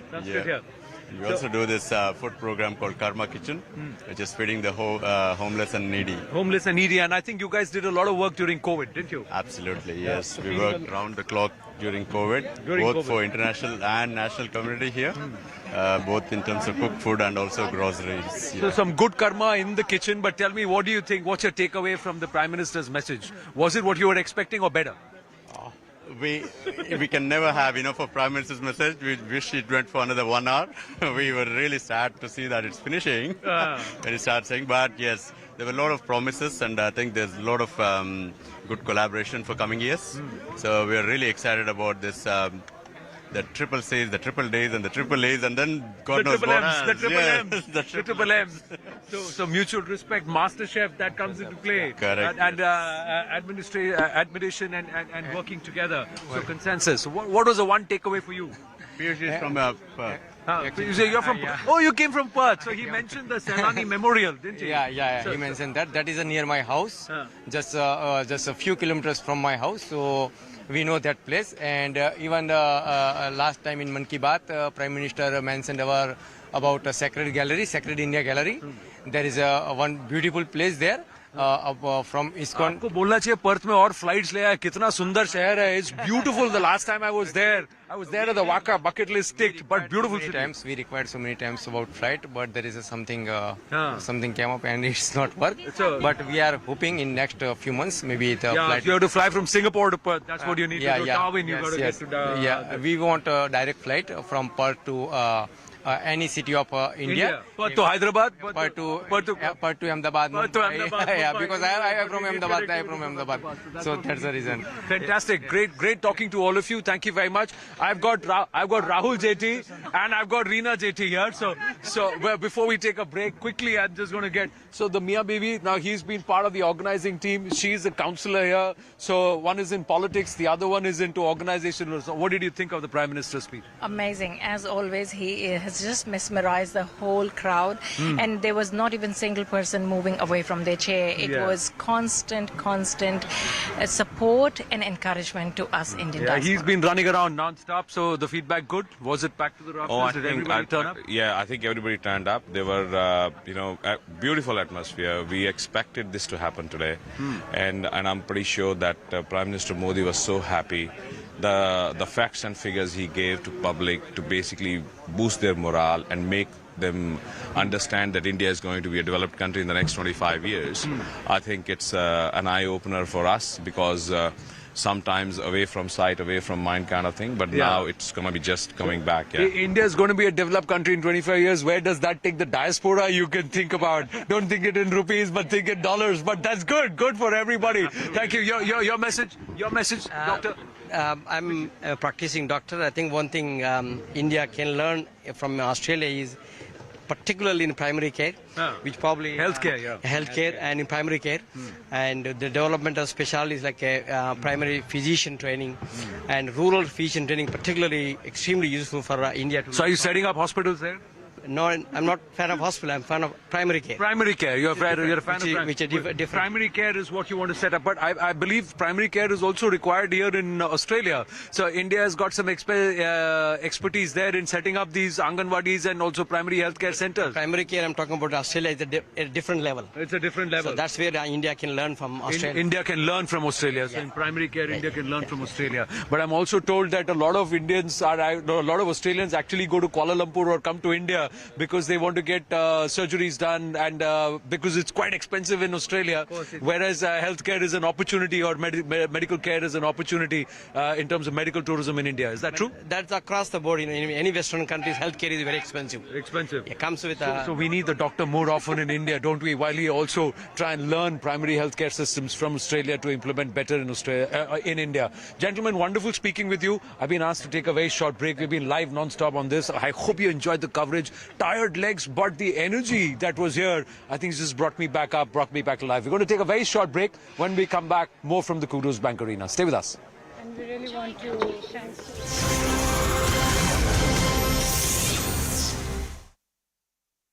The preparations are on in full swing. Let me just tell you, I've made my way into the Kudos Bank Arena, but I'm going to walk across and take you. And this is like raw and absolutely live, ladies and gentlemen. So bear with me if there is some disruption somewhere. So there's this beautiful Ganesha that's been set up, traditional Hindu and Indian style, that anything that starts for an auspicious beginning, there will be Ganesha. They have set it up beautifully with flowers, decorated it. The lamps are there. The oil will be put. I must also tell you that Diaspora is coming from Perth, come from Brisbane, from Melbourne, and Adelaide. They're coming in buses, they're chartering planes, calling it Modi Airways, and then they're coming in. They'll all be walking in, but there is heavy security. And each of the groups of performers, nearly 400 performers, everybody is supposed to be walking in, and there are security checks. Very high, very intense security checks which are being made. People walking in, performers are there, they're getting ready. We'll try and go across and chat with some of the performers also very, very quickly. Let me first ask, are you all volunteers or are you all part of the performing troupe? Volunteers. Volunteers. Volunteers. Volunteers. How excited are you? We're all live back in India on CNN News 18, early morning broadcast. How excited are all of you? Oh, we are just waiting for it. We're waiting for it. It's like a wedding here. It's exactly the same. We are feeling as if the wedding is happening in our house. It's that feeling we have. Yeah, it's the same chaos, and everybody's running around here. It's at a higher level, but it's very exciting. Exactly. Happy to be here. Happy to be here. How long have you all been working on this? Oh, it's been months, I think. Several months. Several months. Yes. Lots of different groups, lots of different volunteers, all of our community organizations. How many performers are there on stage? There's 25 groups, I believe, that are performing. 25 groups. Overall, about 400. Over, about 600 individuals. More than that, I think 600. 600 performers. Yeah, it's a bright and early start for all. Aren't you all tired doing this? No, we are actually more energetic today. More energetic. Yeah, we have more energy than any day, actually. Modi ji's in Sydney, so that energy is already reaching us. So, I believe there are a lot of the Indian diaspora coming in from Adelaide, Perth, and all yes, that, and Melbourne. Yes. We've got a, I think there's one chartered flight coming from Melbourne. There's also a bus coming down. Yeah, Modi Airways. There's Modi Express, which is a bus coming down from Brisbane. That's going to come in. It should arrive soon. Yeah. Right. Yeah, and a lot of people have already come in yesterday as well from. As well. Great. I think there's a few coming from New Zealand too, right? Yeah. Coming in from New Zealand also. Yeah. Oh, wow. Yeah. Great. I'll let you get on with your jobs. I won't hold you. Let me go and see what's happening here. Come. Let's see. We are not going to intrude in your getting ready, but look at them. Lovely Odissi outfits and Bharatnatyam. So these are the performers. Ma'am, you're live on television. That's what it is. So you're all live. So why don't all of you come together? I see all of you dressed in different outfits. Yeah. So, It's so multicultural. multicultural performance. Yeah, it's multicultural performance. Everybody is from other different. This is from this is Bandana Cultural School, Sydney, and आप myself. लोग क्या करने वाले हैं? Yeah, so myself, Dr. Tanima Banerjee, I'm the team leader, and we are presenting today Unity in Diversity, and they are from different states, so we are bringing the whole India over here. Yeah. Okay. So let's see all. All states you can see. तो एक-एक करके आप सबके लिबास मुझे बताइए. आपका तो I'm presenting Gujarati. Gujarati. Yes. Lovely, Yay. colorful outfit. आप क्या पहन रही हैं? Uttar Pradesh, Kathak. कथक करने वाली हैं आप. And Uttar Pradesh, lovely outfit. मैं कश्मीर से हूँ. कश्मीर की गली. I'm Kerala costume is this? Mohiniyattam. Yes, Mohiniyattam. Mohiniyattam. Okay. मैं पंजाब Oh, गिद्दा करने वाले हैं. Yes. वाह, क्या बात है. And what are you performing? Yeah, I'm from Assam. Yes. So you're going to do a little bit of the bihu. Bihu dance. Can I? What are you performing? I'm also Gujarati. Oh, Gujarati. I'm feeling a little shy. What about you, ma'am? I'm from Tamil Nadu doing Bharatanatyam.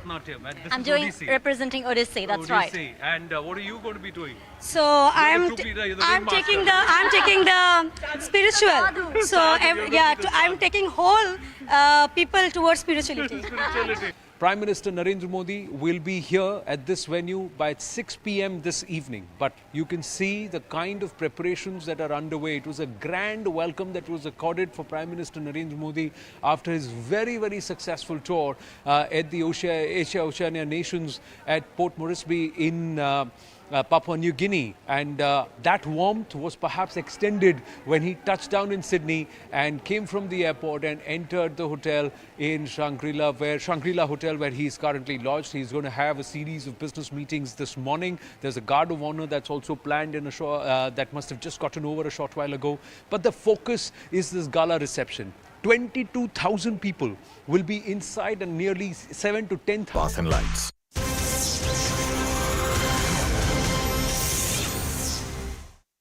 Welcome back. Breaking news coming in when it comes to the legal tussle over the Gyan Vapi storm. The Varanasi District Court has ordered that all cases related to the Gyan Vapi dispute will be heard together. The Varanasi Court will be hearing all 8 cases collectively. That's the piece of breaking news that's coming in. I'm joined by my colleague Ananya Bhatnagar, who's getting us this piece of breaking news. Ananya, decode the legal sticking points when it comes to the entire dispute over the Gyan Vapi side, and what does this ruling have an impact on? What is the impact of this ruling when it comes to streamlining all these legal cases?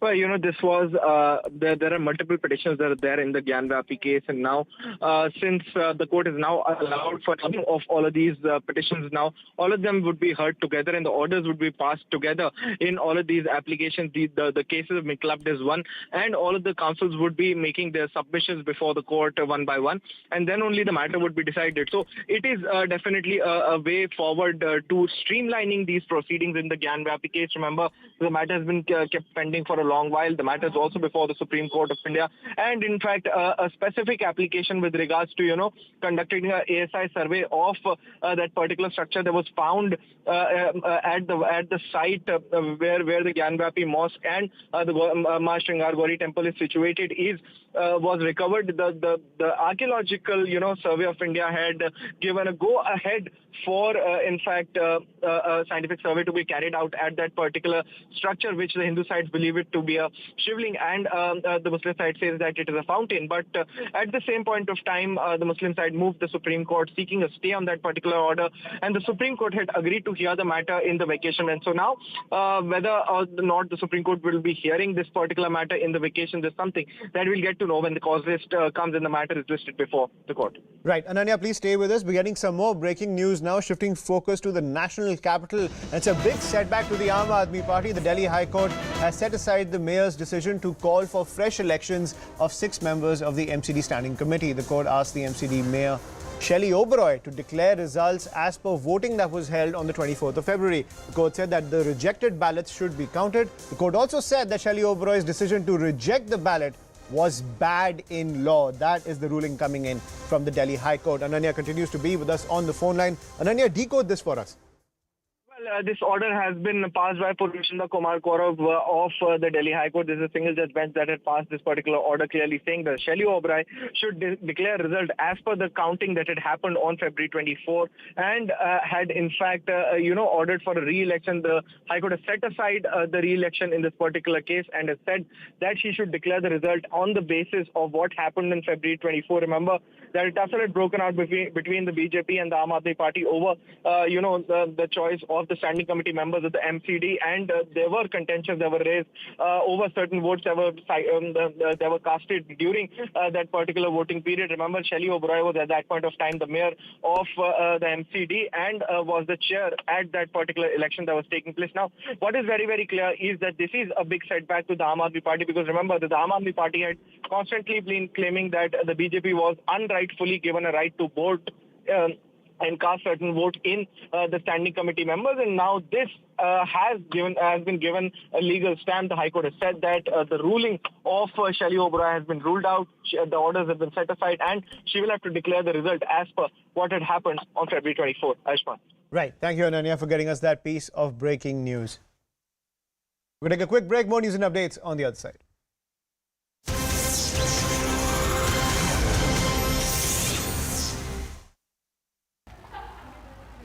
Well, the preparations are on in full swing. Let me just tell you, I've made my way into the Kudus Bank Arena, but I'm going to walk across and take you. And this is like raw and absolutely live, ladies and gentlemen. So bear with me if there is some disruption somewhere. So there's this beautiful Ganesha that's been set up, traditional Hindu and Indian style, that anything that starts for an auspicious beginning, there will be Ganesha. They have set it up beautifully with flowers, decorated it. The lamps are there. The oil will be put. I must also tell you that Diaspora is coming from Perth, come from Brisbane, from Melbourne, and Adelaide. They're coming in buses, they're chartering planes, calling it Modi Airways, and then they're coming in. They'll all be walking in, but there is heavy security.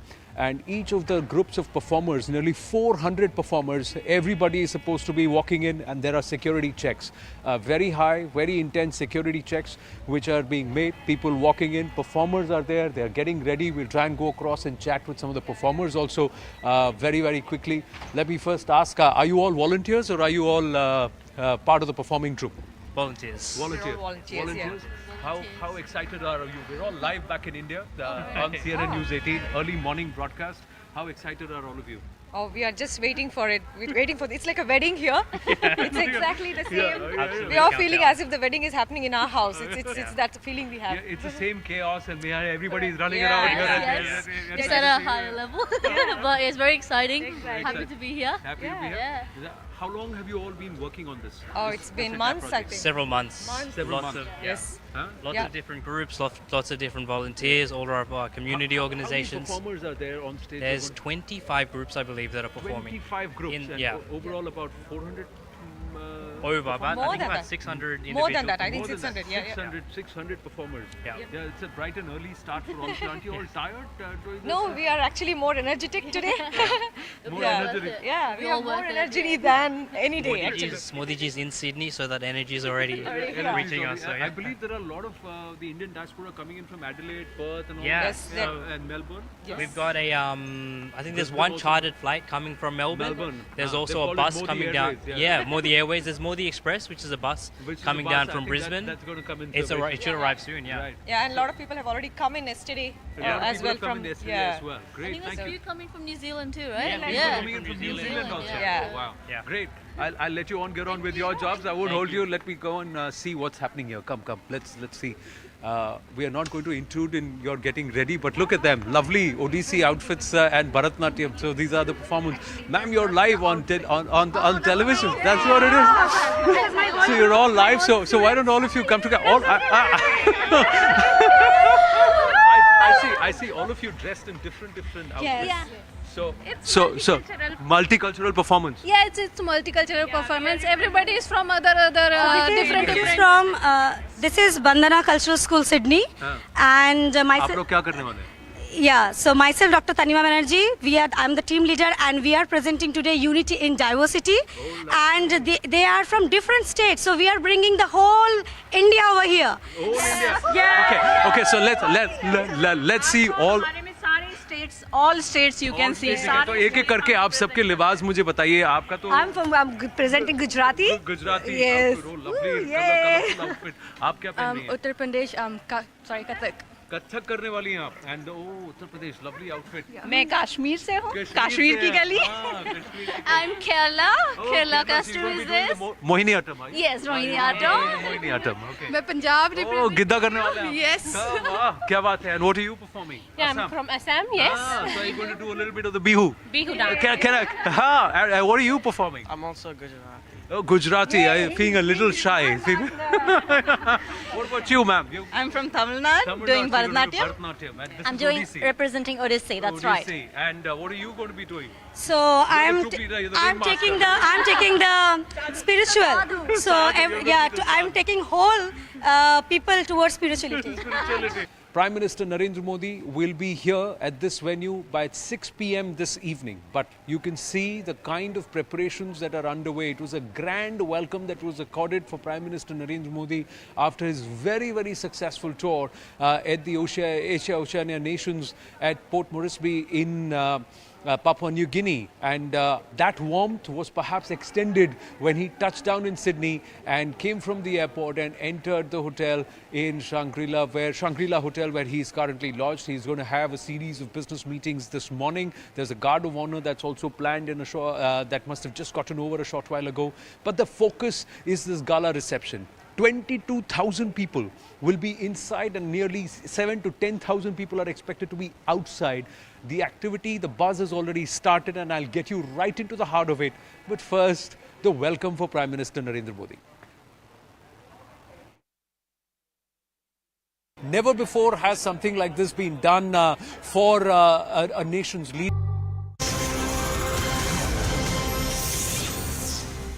Welcome back. Breaking news coming in from the defense sector. Indian Navy's latest indigenous guided missile destroyer, the INS Mormugao, successfully carried out the engagement of a sea-skimming supersonic target. It is yet another milestone in the Indian Navy's quest for the accurate delivery of ordnances on targets and showcases the Indian Navy's future-proof combat readiness and commitment towards Atmanirbhar Bharat. That's the piece of breaking news that's coming in. I'm joined by my colleague Akash on the phone line. Akash, when it comes to this major milestone for the Indian military, decode the journey that has led us till here and the boost for Atmanirbhar Bharat. Right. So, Ayushman, you see, Indian Navy is focusing on Atmanirbharta, and this is what the motto is from last 2 years. And this is one major achievement where we are learning about INS Mormugao, which is a missile destroyer, of course. And this was a medium-range surface-to-air missile firing from the particular naval ship. And this particular firing, in fact, reached the target, and it was a precise hit, I should say. And this is why, in fact, the officers of the Navy are very much happy after this particular trial. And this was first ever trial of medium-range surface-to-air missile from INS Mormugao, and is one of the milestone, we can say, because you see in the visuals, it can be clearly seen that how it was achieved, and is, in fact, another milestone, because we have seen, in fact, last time when we talk about Atmanirbharta, so a number of platforms have been inducted and a number of missiles, and the target hit achievement has been taken into account by Navy in the last few months, and this is another one. Right. And Akash, at the same time, when it comes to expanding India's defense capabilities, with this new technology now in our arsenal, are we part of a different defense club? Are we part of a bigger defense club now? In fact, on a daily basis, we are, breaking records, and we are, being counted as a country that has, achieved a lot in the defense sector. In fact, when we talk about Indian Navy, so we say that it is a future-ready force, and future-proof combat readiness is what we talk about in Indian Navy. And this is another achievement. And yes, on a daily basis, we are breaking records, and this is one such record, Ayushman. Right. Thank you, Akash, for getting us that piece of breaking news. Those visuals on your screen, ladies and gentlemen. India achieving another feat in the defense sector and a huge push for the Atmanirbhar Bharat mission. We're shifting focus days after the Reserve Bank of India withdrew the 2,000 rupee note from circulation. The exchange and deposit of these notes has begun in banks. The facility of exchange is up to a limit of 20,000 rupees at a time. This will be allowed without obtaining any requisition slip or identity proof. The notes can be deposited in bank accounts or exchanged by the 30th of September. Meanwhile, there's a plea challenging the RBI notification. The Delhi court has reserved its order. The RBI has told the court that this is a statutory exercise and not demonetization. Let me at the outset clarify and let me sort of re-emphasize that it's a part of the currency management operations of the Reserve Bank. According to Section 27 of the RBI Act, the Reserve Bank is required to not issue notes which are excessively soiled, defaced or damaged. Under that section, for a long time, the Reserve Bank has been following what is called a clean note policy. Therefore, from time to time, Reserve Bank withdraws currency notes of particular series and issues fresh notes. So this time, we are therefore withdrawing it from circulation, these 2,000 rupee notes, but they continue as legal tender. After the notification from Reserve Bank of India regarding withdrawal of rupees 2,000 currency notes from circulation, the exchange process has begun. I am standing outside the State Bank of India branch here in Chandni Chowk, and after checking a number of branches in the capital city, we have finally reached here because of the reason and because of the chaos that was seen back in 2016 during the Notebandi time outside this particular branch. However, unlike the conditions at that time, this time you can see that there is no hustle and bustle and no queue at all. At this point in time, we are seeing that people are actually not coming in large number to exchange their currency notes, despite the fact that banks have made adequate arrangements of sitting and also the water facilities. Well, today onwards, all the banks will start accepting 2,000 rupee notes. We see there's not much chaos outside any of the banks. We're here at Fort, which is a bank street. There are various banks here. But today, there's no rush. Howsoever, there are few people who are coming in to these banks wherein they want to exchange their notes that they have with them. Is there any kind of a rush anywhere in any banks? Absolutely or it's no a rush, smooth no process? panic. Everybody knows, and lot of time is given up to 30th September. And since I am withdrawing cash from the bank, since 1 year, banks are not issuing any notes, 2,000 rupees notes. So people are having very few quantity of 2,000 notes. There are very few people who are coming in.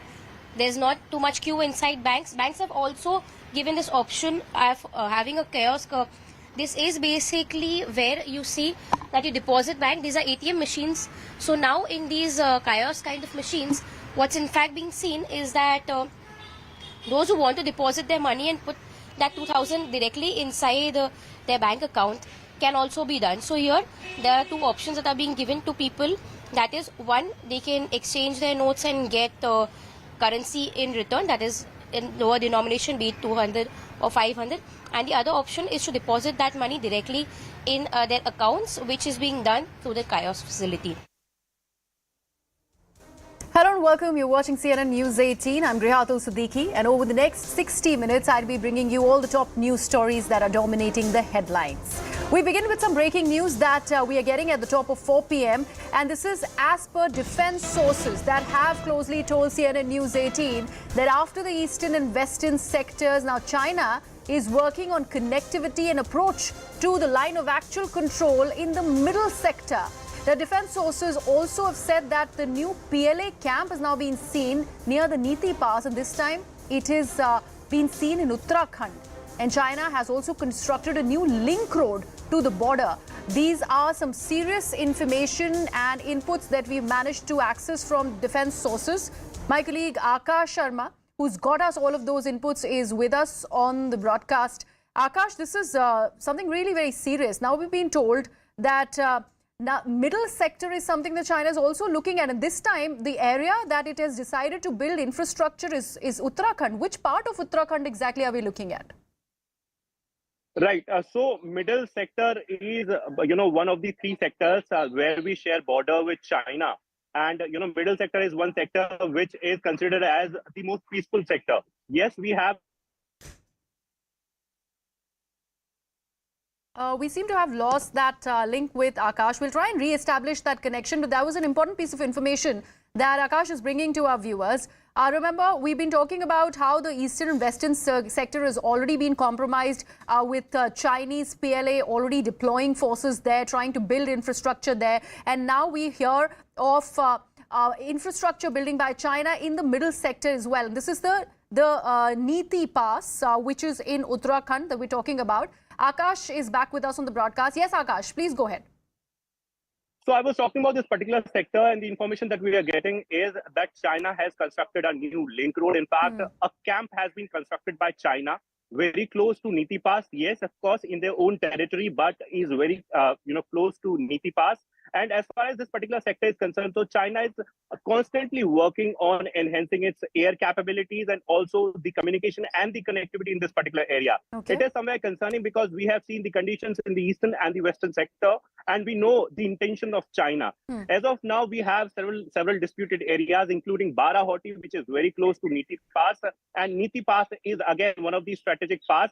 As far as this particular sector is concerned, the middle sector, we share around 550 kilometers of the borders here in this particular area, and we have more than 20 passes in this particular area, and Niti Pass is one of the crucial passes. But the information that we are getting as of now is that China has... Okay. All right, there is some problem with Akash's link. We'll have that re-established in just a bit. But before we go to Akash, let me bring in Pathikrit Payne, security analyst who's also joining us on the broadcast. Pathikrit, what we are learning through our defense sources is a concerning piece of information. We're talking about the middle sector, which has so far remained peaceful, even though we have a common border with China there. Now that we hear of Chinese PLA building infrastructure there, this is a matter of grave concern. Well, across the whole spectrum of the line of actual control, there has been considerable amount of infrastructure build-up that the Chinese are doing on their side, and India have also been doing it on our side. And the issue of LSE remains, even though it is still, it has become a little muted, but it's still not sorted out. And there is a strong possibility that China will try to rake up new fronts, new areas. See, there are 5 major areas, Ladakh, Nepal, Bhutan, Arunachal, and Sikkim. These are the 5 areas where these are called basically the 5 fingers of Tibet that, China claims, and they would try to create problems in all these regions. Some of the areas where otherwise there was quite a bit of tranquility, the possibility is very profound that it will happen. They will try to do it. And look at the timing. These are the news that because, suddenly when there are, when the armed forces get the information, they actually put it up. During the G20 summit also, there is, it was evident that China would try to do certain things. So yes, the LSE issue is very much active in some of the other way, even though we do not have, it's not as like an LOC, but China does not believe in, something called a Vasudhaiva Kutumbakam or, that all countries should grow together. They still consider there's enough scope for India and China to grow together, but China considers India as an adversary, and they would try to create problems everywhere. But I'm sure, and I'm very much confident that Indian armed forces and Indian leadership is capable of dealing with these things. But the possibility of these things becoming more profound in the future cannot be ruled out.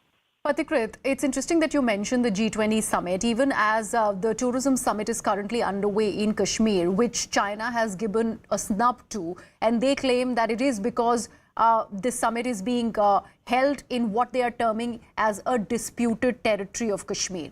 While all of that is happening, while that is the kind of reaction that we've got from China, we hear of infrastructure building in the middle sector. So far, it has been very, very peaceful, even though we have a common border with China over there. The other concerning aspect that our colleague Akash has brought to us, that there are helipad buildings that they are trying to also do. So that is air routes that China is looking at getting in areas like Sarang and other areas which are close to the border in Uttarakhand. So that's another piece of information that we are having.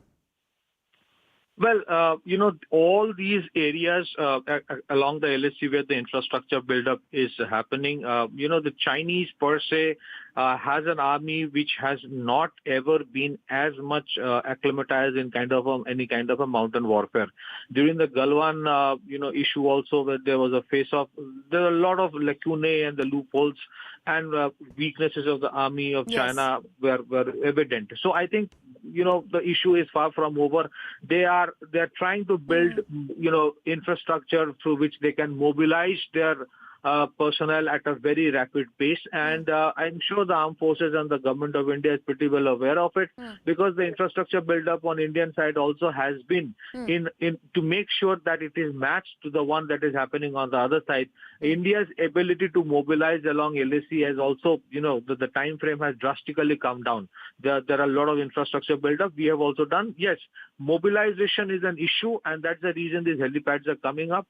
It only means that in future, China will try to provoke in some or the other way. The issue is far from over so far as China is concerned. Even though India believes in, mutual, growth and mutual tranquility, I don't think the Chinese believe. They believe in the centrality of China so far as the world is concerned. So, Patikrit, when you say provocation, what exactly do you think is in the offing vis-a-vis China, considering we also have information and intel that there is a possibility that Chinese are trying to go ahead and work on building new villages in the middle sector, like what they have done in the eastern and the western sector. So that also is something that we are learning. We have seen that how the Chinese have progressed further into the Indian territory, something that is still disputed as far as information is concerned. But when we talk about this middle sector, and this is another part of the LAC that we're talking about, how does one look at it? Well, these villages that China is trying to build up, on their side, these are basically not, I don't think these are ordinary Chinese who are being settled over there. Most of them are either some or the other way related to the paramilitary forces or militias. And probably the idea is that when a major mobilization is done, these are the ones who would be mobilized.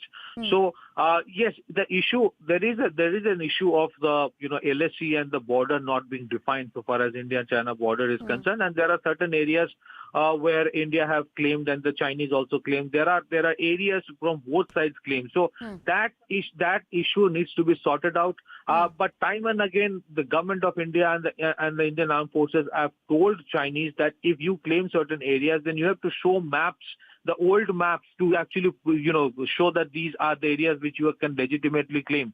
But Chinese have never been interested in showing old maps to show that some or the other way they have a historical claim. I'm really sorry. We have to cut across to the Lieutenant Governor of Jammu and Kashmir. Manoj Sinha is currently speaking at the G20 Tourism Summit that's currently underway in Kashmir. Let's take a look. Economic development of Jammu and Kashmir.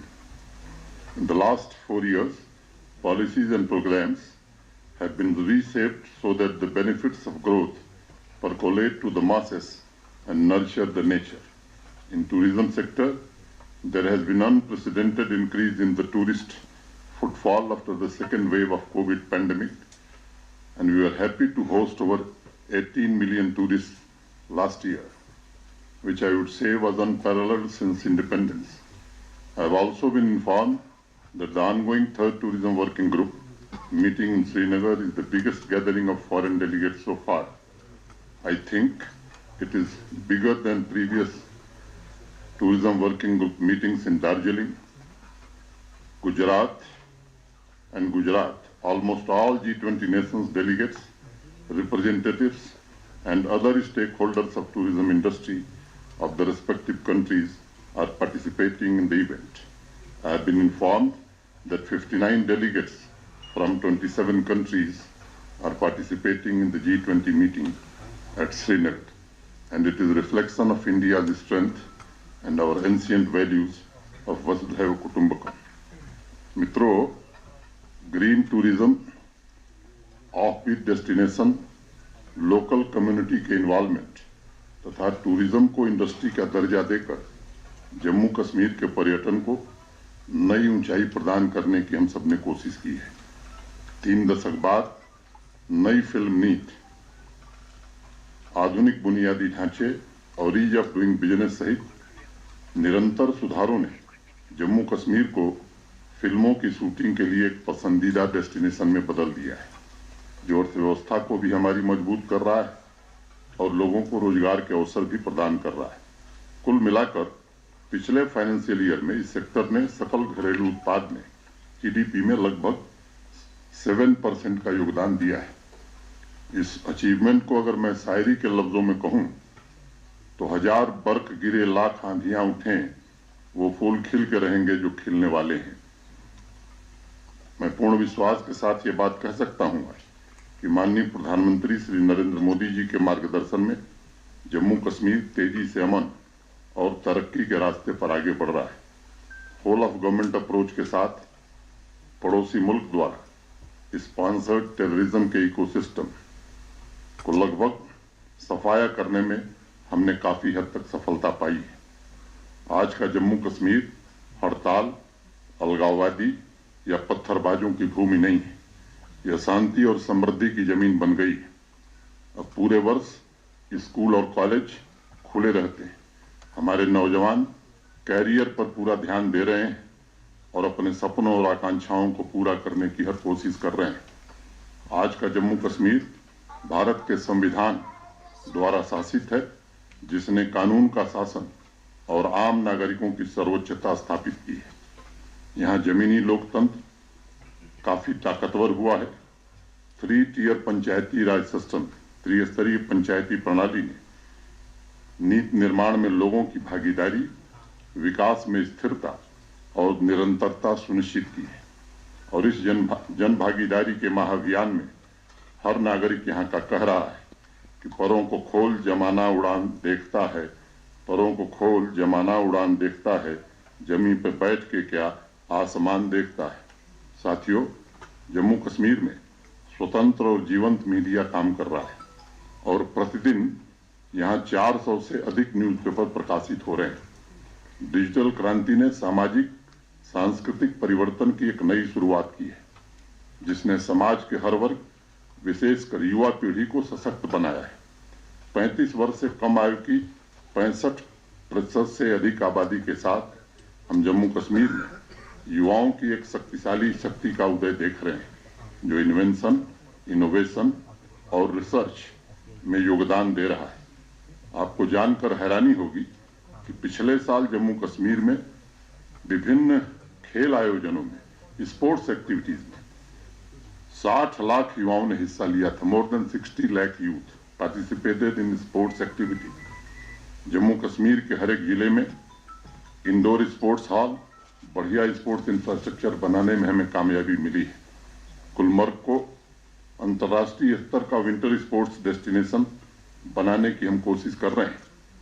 हम अपने delegates को, अतिथियों को गुलमर्ग ले जाना चाहते थे, उन्हें उसकी प्राकृतिक सुंदरता भी दिखाना चाहते थे, लेकिन लॉजिस्टिक्स की समस्या और समय की कमी के कारण इस बार ऐसा नहीं कर सके। इसमें से कुछ लोगों की इच्छा होगी तो उन्हें हम जरूर ले जाएंगे। आगे जब आप आएंगे तो मैं न्योता देता हूं कि आइए, इस बार आपका स्वागत हम गुलमर्ग में करेंगे। साथियों, मैं आपको जमीनी स्तर के एम्पावरमेंट के बारे में एक आश्चर्यजनक तथ्य बताना चाहता हूं। जम्मू कश्मीर के सभी 4292 पंचायतों में अवसरों का लाभ उठाने के लिए प्रशासन ने यूथ क्लब स्थापित किए हैं। हमारे नौजवान बच्चे बच्चियों के सपनों तथा भय, भेदभाव और शोषण से मुक्त एक जीवंत समाज में उनकी मदद करने के लिए मिशन यूथ के नाम से एक डेडिकेटेड डिपार्टमेंट ही हमने बनाया है। आदरणीय प्रधानमंत्री जी के मार्गदर्शन में हमने मेगा इंफ्रास्ट्रक्चर परियोजनाओं के इम्प्लीमेंटेशन में काफी तेजी लाई है, चाहे वो हेल्थ का इंफ्रास्ट्रक्चर हो, एग्रीकल्चर, एनर्जी सेक्टर, शहरी या ग्रामीण अवसंरचना के मॉडर्नाइजेशन के व्यापक निर्णय लिए गए और गवर्नेंस में ट्रांसपेरेंसी और अकाउंटेबिलिटी लाकर जम्मू कश्मीर में तरक्की की एक नई पटकथा लिखी जा रही है। साथियों, जम्मू कश्मीर भविष्य के लिए पूरी तरह तैयार है और जम्मू कश्मीर महत्वाकांक्षी भी है। हमारी बहुक्षेत्रीय उपलब्धियां इस नई आकांक्षा को दर्शाती हैं। हम हर दूसरे दिन एक नया स्टार्टअप रजिस्टर कर रहे हैं। पिछले 4 वर्षों में हमने 7.7 लाख नए इंटरप्रेन्योर्स रजिस्टर किए हैं। अगर मोटे तौर पर इसको मैं इस तरह देखता हूं कि प्रतिदिन 527 युवाओं ने 527 यूथ्स ने अपने व्यक्तिगत सपने पूरा करने और जम्मू कश्मीर के विकास में योगदान देने के लिए अपनी उद्यमशीलता की यात्रा शुरू की है। यही नहीं, हम तेजी से सामाजिक आर्थिक परिवर्तन लाने के लिए इंडस्ट्रियल डेवलपमेंट भी सुनिश्चित कर रहे हैं। देश और विदेश के अलग अलग औद्योगिक घरानों से हमें प्रतिदिन औसतन 7 से 8 एप्लीकेशंस मिल रही हैं जो यहां अपनी इंडस्ट्री स्थापित करने के इच्छुक हैं। अगर पिछले वर्ष 2022 की मैं बात करूं तो एवरेज प्रतिदिन एक नई इंडस्ट्री यहां ऑपरेशनल हुई है। बहुत कम समय में हम जम्मू कश्मीर में डिजिटल सोसाइटी निर्मित करने की दिशा में आगे बढ़ रहे हैं। ऑनलाइन मोड में 450 से अधिक पब्लिक सर्विसेज आज जम्मू कश्मीर प्रशासन प्रदान कर रहा है। प्रशासन की पूरी वर्किंग डिजिटल टूल्स पर आधारित हो गई। मैं कुछ आंकड़े आपके समक्ष रखना चाहूंगा।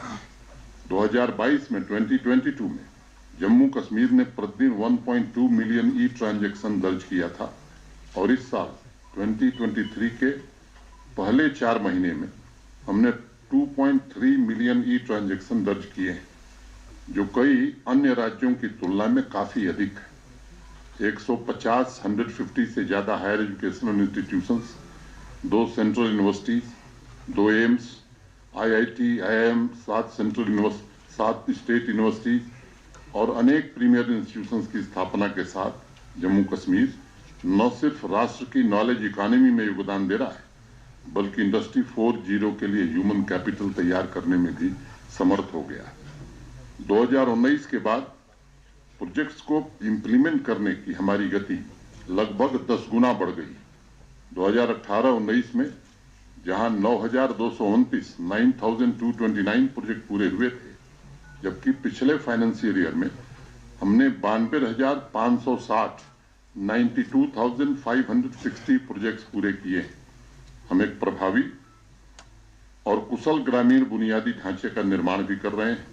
यह आंकड़ा हमारे आत्मनिर्भर जम्मू कश्मीर के निर्माण के संकल्प को दोहराता है। हम अपनी ताकत का पूरी तरह दोहन करने और अपने किसानों को सशक्त बनाने के लिए नए तरीकों के साथ काम कर रहे हैं। पिछले 3 वर्षों के समर्पित प्रयासों का नतीजा है कि मंथली इनकम के मामले में जम्मू कश्मीर देश के शीर्ष 5 राज्यों में शामिल हो गया है। हम अगले 5 वर्षों में किसानों की आय को बहुत ज्यादा बढ़ाने के लिए 5,013 करोड़ रुपए की 29 परियोजनाओं को जमीन पर लागू कर रहे हैं। हम भारत में सैफरन, एप्पल, वॉलनट और भी अनेक नीश क्रॉप्स और आलमंड के उत्पादन में तो नंबर 1 है ही। आने वाले दिनों में हम प्रोसेसिंग और वैल्यू एडिशन, एग्री एंटरप्रेन्योरशिप पर विशेष जोर देकर के जम्मू कश्मीर को नई ऊंचाई देना चाहते हैं। महिलाओं के नेतृत्व वाले उद्यमों के स्तर पर समानांतर रूप से हो रहे परिवर्तन के बारे में आपको बताने के लिए मैं इन प्रभावशाली आंकड़ों And we are now getting some breaking news that's coming to us from the state of West Bengal. We have been told that amid the push for a united opposition and in the wake of the Delhi ordinance face-off, Delhi Chief Minister Arvind Kejriwal has now met the West Bengal Chief Minister Mamta Banerjee. Now remember, this visit and this meeting was pretty much in the offing. We had been told how there is already a meeting that has taken place between the Bihar Chief Minister Mr. Nitish Kumar and his deputy Tejaswi Yadav with Arvind Kejriwal. And this time it is that meeting that you can see on your screens with Arvind Kejriwal, Bhagwant Mann also in attendance and also Saurabh Bhardwaj that you can see on your screens where they are meeting with the West Bengal Chief Minister.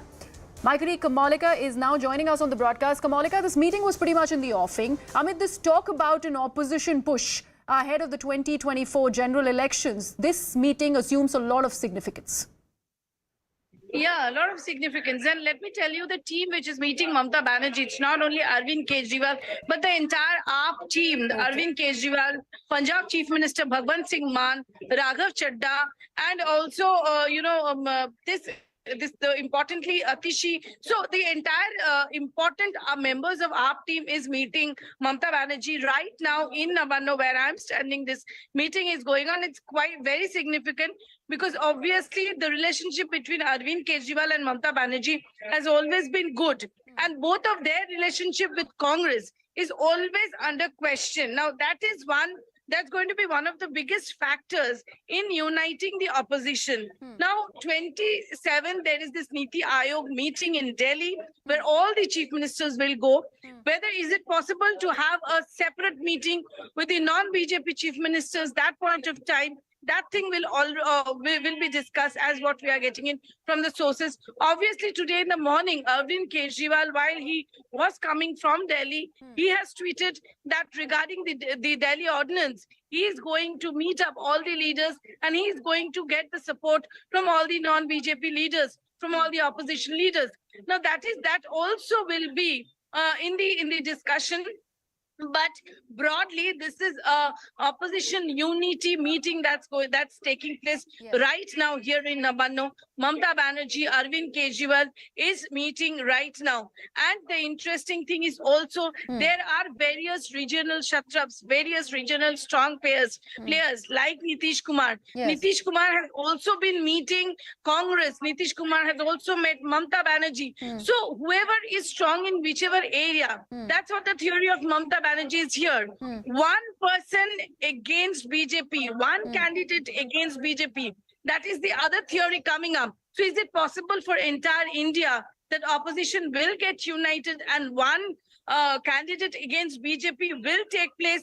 What will be the equation between Congress and Trinamool Congress in Bengal? What will be the equation of Congress and AAP in Delhi? So these are which opposition has to decide. Absolutely. And Kamalika, that's an interesting aspect that you have actually put it out there, because just a short while ago, a few days back, Mamta Banerjee and other senior leaders of the TMC had in fact sort of extended that olive branch to the Congress party. They said that while we need the Congress, they also need us in the regional places where the TMC has a strong push and a strong support.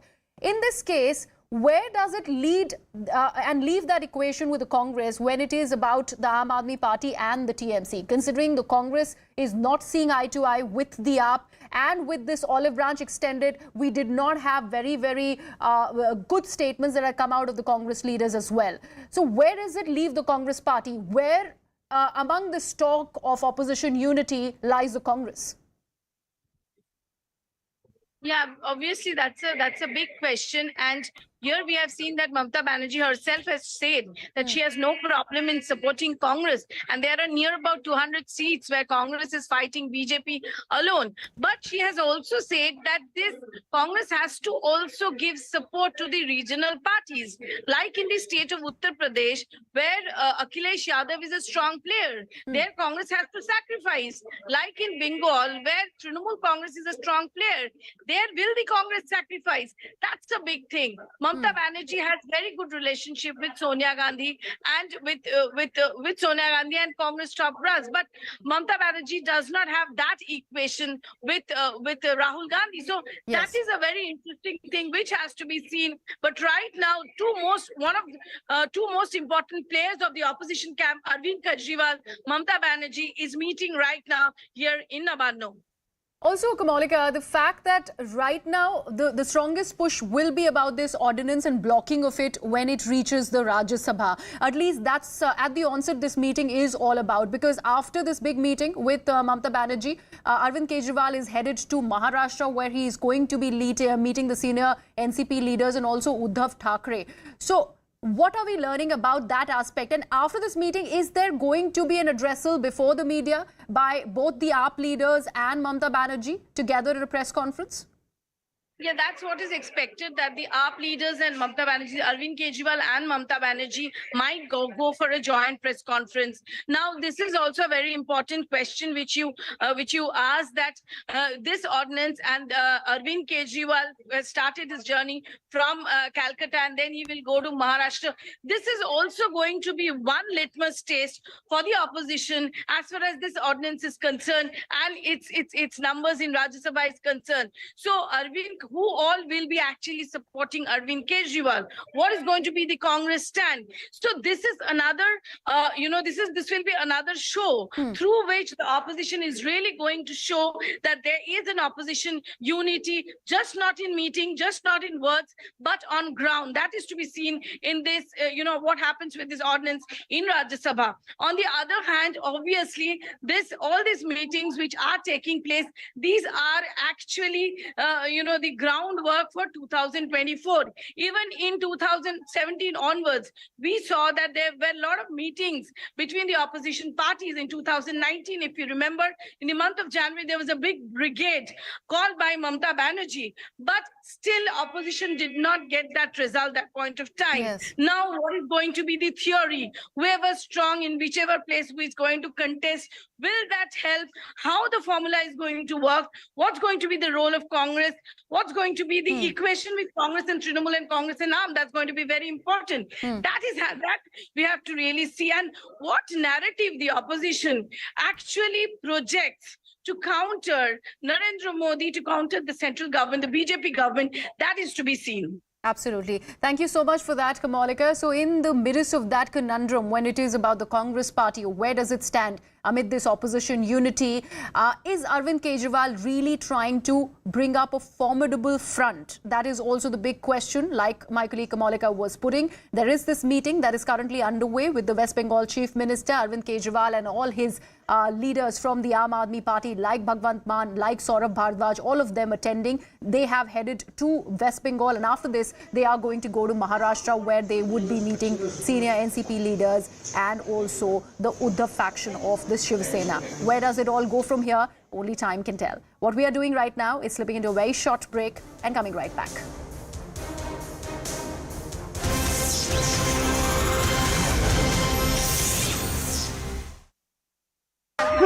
So you're all live, so why don't all of you come together?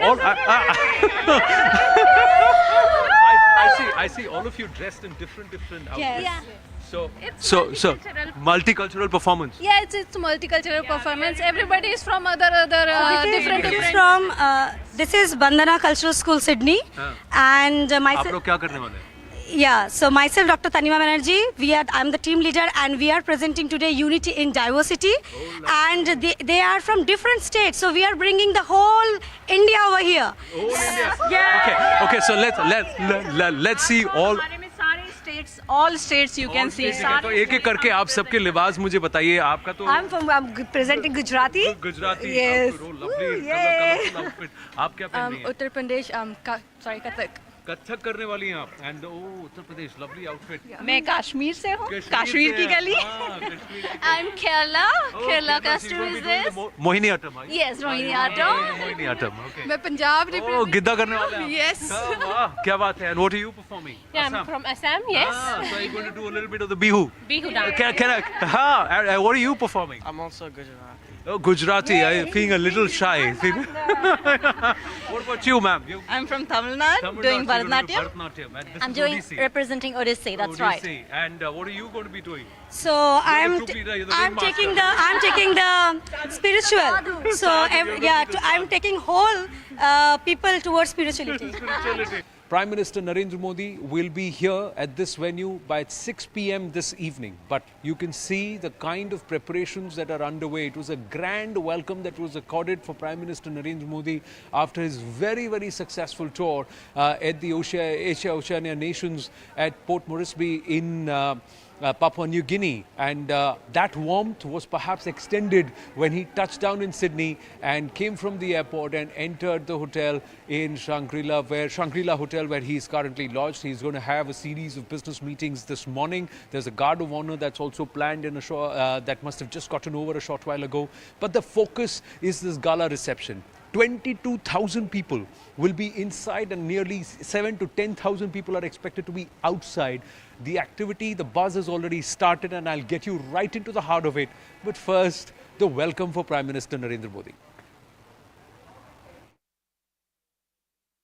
Never before has something like this been done for a nation's leader, and PM Narendra Modi has been able to allow these nations to tide over the disappointment of Joe Biden cancelling his visit to Papua New Guinea.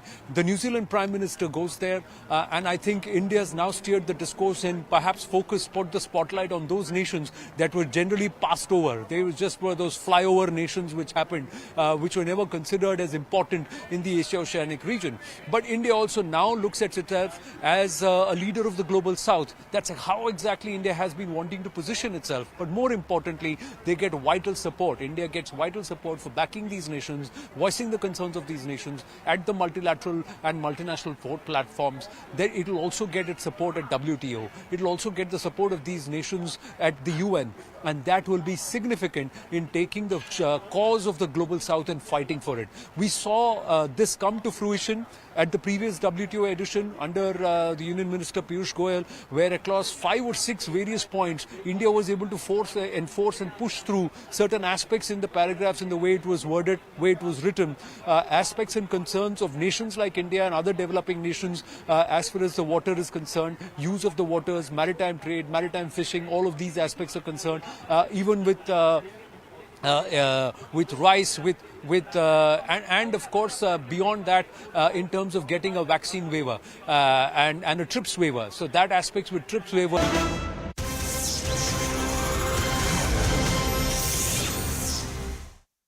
Welcome back. You're watching CNN News 18 with me, Griha. We're getting some breaking news now that is coming in from our neighboring nation, Pakistan, where there is a war ensuing between Imran Khan and the Pakistan dispensation, that is the Shehbaz Sharif-led administration. Now we've been told that the PTI chief has made some claims which is on very similar lines to what he'd said earlier. So Imran Khan has said that the Pakistan Prime Minister Shehbaz Sharif is irrelevant and the man who is calling the shots is the army chief. Big claims by Imran Khan. Let's listen in. Look, the Prime Minister is irrelevant. The man who's calling all the shots is the army chief. There are statements of him on the social media. I mean, these statements are frightening. If you read what he's saying that whatever happens, he's going to make sure that my party PTI is demolished. I mean, this is what's come out in the last few days. So who do you talk to? The Prime Minister is irrelevant. They are just puppets. And the man who, by the way, I have over the past few months made several gestures that, I'm a politician. I won't dialogue with anyone, including the army chief or with the establishment. But I'm afraid it takes two to tango. There's no one to talk to. Let me bring in my colleague Abhishek Jha on the broadcast for more on this. Abhishek, the PTI chief Imran Khan speaks with a lot of gall. This, I believe, is an excerpt from an interview on Independent, where he is accusing that the current dispensation in Pakistan really has no power. Is all of this power to make statements like this coming from the fact that Islamabad court has now given Imran Khan freedom from arrest from all of the terrorism cases against him for inciting violence? At least till next month, he cannot be arrested? Of course, we see that Imran Khan has been trying to bargain with the current dispensation, and he's fallen out with the army.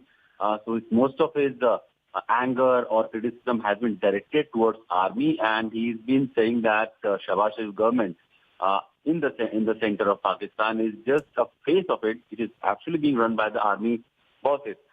And in that context, it becomes really important that now he has finally said that his political dispensation, that Prime Minister Shehbaz Sharif is nothing but a puppet, and army is the real one who is actually calling the shots and running the show in Pakistan. This is in a way, making in his own remarks, making the whole political dispensation irrelevant. In fact, Imran Khan's earlier struggle, or overall his rallies and political rallies in the past, it has also been regarding centered around how there should not be an intervention from army into the day-to-day political affairs of Pakistan. So clearly, what he has started is still continuing with it. but with a different tone. He has also said that he is willing to have a conversation, but nobody is coming forward to it. And since political power or the Prime Minister Shehbaz Sharif is irrelevant, and army is the real one which is holding the power, so there should be some effort from the army side also to come forward and have a conversation with him so that this whole chaos in the Pakistan should end. So, Abhishek, where does it leave the equation, obviously the troubled equation that Imran Khan has with the Chief of Army Staff, in this case in Pakistan, Asim Munir, and also the Pakistan Army, when he makes statements like this? Because in the past, what we'd seen after the violence that erupted in various places in Pakistan, how the Army Chief was very, very blatant in his response, and he'd said, any of the supporters of the PTI will not be tolerated if such an action really is repeated. So after these statements, what do you think is going to happen to that equation that is already souring between PTI and the Pakistan Army?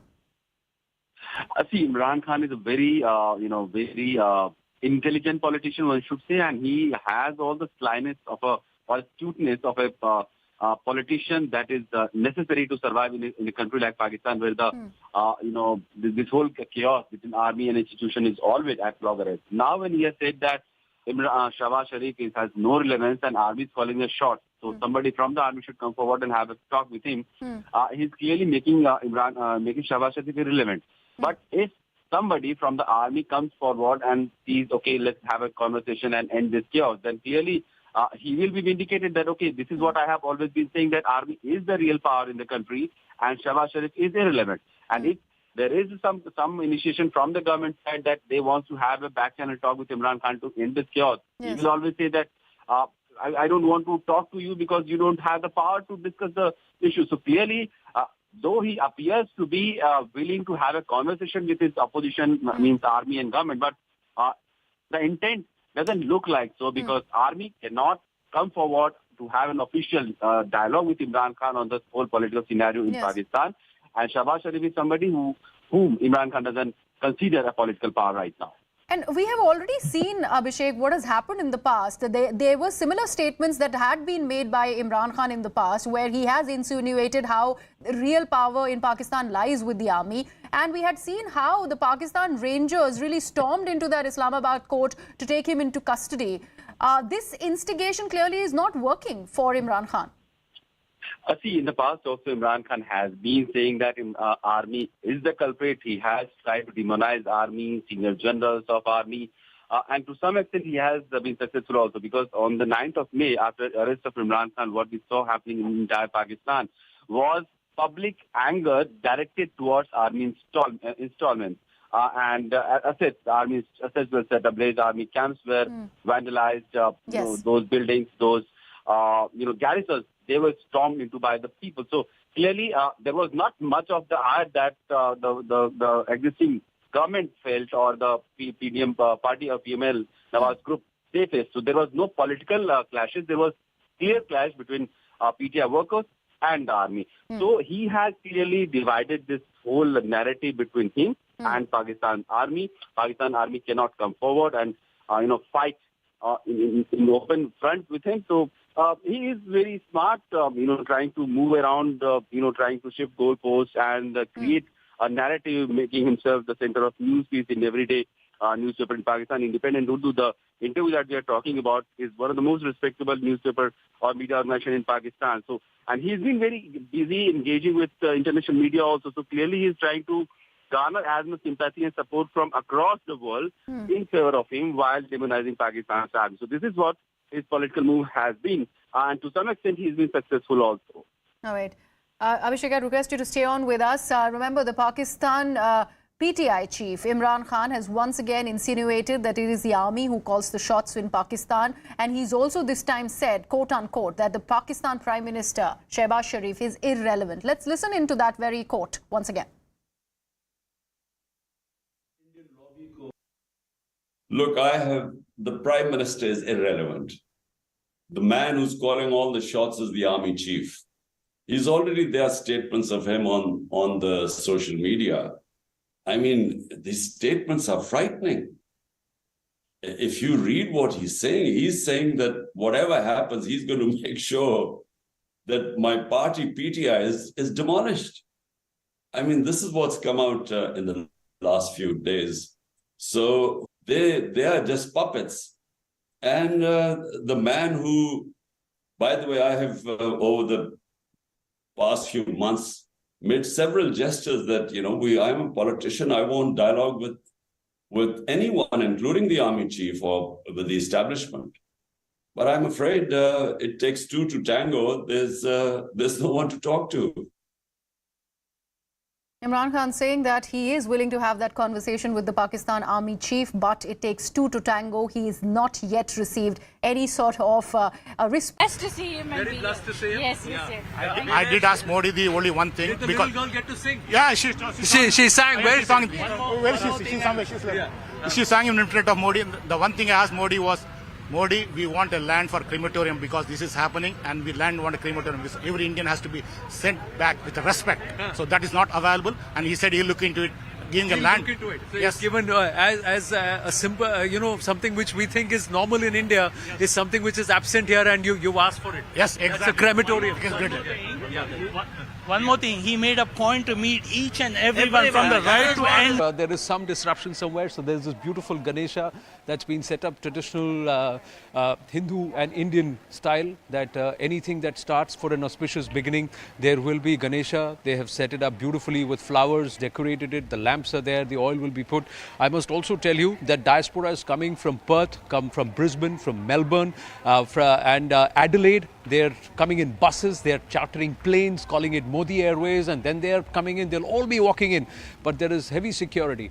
And each of the groups of performers, nearly 400 performers, everybody is supposed to be walking in, and there are security checks. Very high, very intense security checks which are being made. People walking in, performers are there, they're getting ready. We'll try and go across and chat with some of the performers also very, very quickly. Let me first ask, are you all volunteers or are you all part of the performing troupe? Volunteers. Volunteers. Volunteers. Yeah. How excited are you? We're all live back in India on CNN News 18, early morning broadcast. How excited are all of you? Oh, we are just waiting for it. We're waiting for it. It's like a wedding here. It's exactly the same. We are feeling as if the wedding is happening in our house. It's that feeling we have. Yeah, it's the same chaos, and everybody's running around. Yes. It's at a higher level, but it's very exciting. Exactly. Happy to be here. Happy to be here. How long have you all been working on this? Oh, it's been months, I think. Several months. Several months. Yes. Huh? Lots of different groups, lots of different volunteers, all of our community organizations. How many performers are there on stage? There's 25 groups, I believe, that are performing. 25 groups, overall about 400? About 600 individuals. More than that, I think 600, 600 performers. Yeah, it's a bright and early start for all. Aren't you all tired doing this? No, we are actually more energetic today. More energetic. Yeah, we have more energy than any day.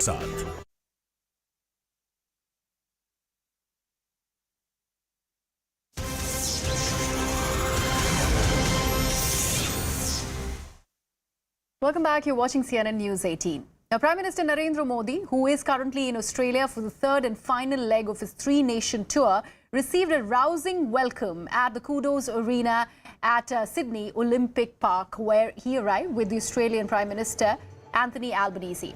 Prime Minister Modi addressed over 20,000 members of the Indian Diaspora, and in his address, Prime Minister Modi also emphasized on India-Australia ties and how the friendship between the two nations has strengthened over the years. Now remember, after 9 years, Prime Minister Modi, as he assumed the Prime Ministership of India, has returned. The first visit to Australia was in 2014, and after 9 years, he's back in Sydney once again.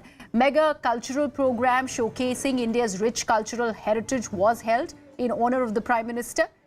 Remember, Prime Minister Modi also is going to be holding a bilateral meeting with his Australian counterpart, Anthony Albanese, tomorrow, and the focus will be on bilateral trade, people-to-people exchange, boosting regional cooperation, and much more.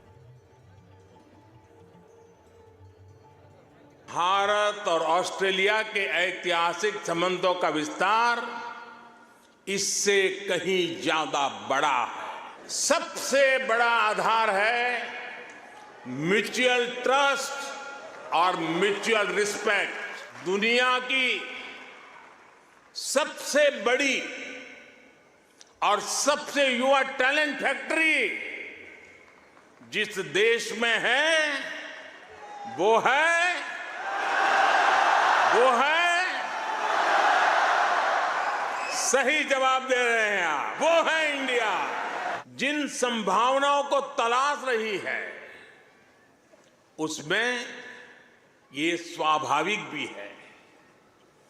Bharat हजारों वर्षों की जीवंत सभ्यता है। Bharat mother of democracy है। भारत ने हमेशा अलग अलग देशों को एकजुट करने के लिए एक बाइंडिंग फोर्स की तरह काम किया है। अभी अभी जब तुर्की में भूकंप ने तबाही मचाई, तब भारत ने ऑपरेशन दोस्त के द्वारा मदद का हाथ बढ़ाया। भारत अपने हितों को सबके हितों से जोड़कर देखता है। सबका साथ, सबका विकास, सबका विश्वास और सबका प्रयास, ये हमारी डोमेस्टिक गवर्नेंस का भी आधार है और ग्लोबल गवर्नेंस के लिए भी यही विजन है। भारत वो देश है जिसने कोरोना के संकट में दुनिया के 150 से ज्यादा देशों को उस संकट की घड़ी में दवाइयां भेजी। भारत वो देश है जिसने 100 से अधिक देशों को मुफ्त वैक्सीन भेजकर करोड़ों करोड़ों लोगों का जीवन बचाया। कोरोना के समय में आपने भी यहां जिस सेवा भावना से काम किया, वही हमारी संस्कृति की विशेषता है। हमारे बीच भौगोलिक दूरी जरूर है, लेकिन हिंद महासागर हमें आपस में जोड़ता है। हमारी जीवन शैलियां भले अलग अलग हो, लेकिन अब योगा ये भी हमें जोड़ता है। क्रिकेट से तो हम ना जाने कब से जुड़े हुए हैं, लेकिन अब टेनिस और फिल्में भी हमें जोड़ रही है। हमारे यहां खाना बनाने का तरीका भले अलग अलग है, लेकिन अब मास्टर शेफ हमें जोड़ता है।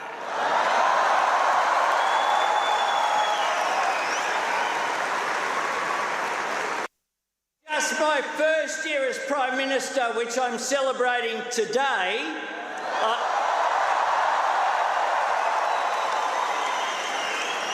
I have met the Prime Minister, my friend, 6 times. But absolutely nothing beats standing with him on a stage like this, looking out at this magnificent sea of faces. What an honour.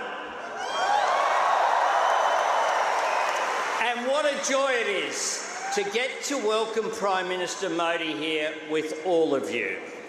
I get to speak to some pretty big crowds as Prime Minister, but I have to say that the warmth and the energy here tonight is absolutely second to none. I said to my friend the Prime Minister before, the last time I saw someone on the stage here was Bruce Springsteen, and he didn't get the welcome that Prime Minister Modi has got.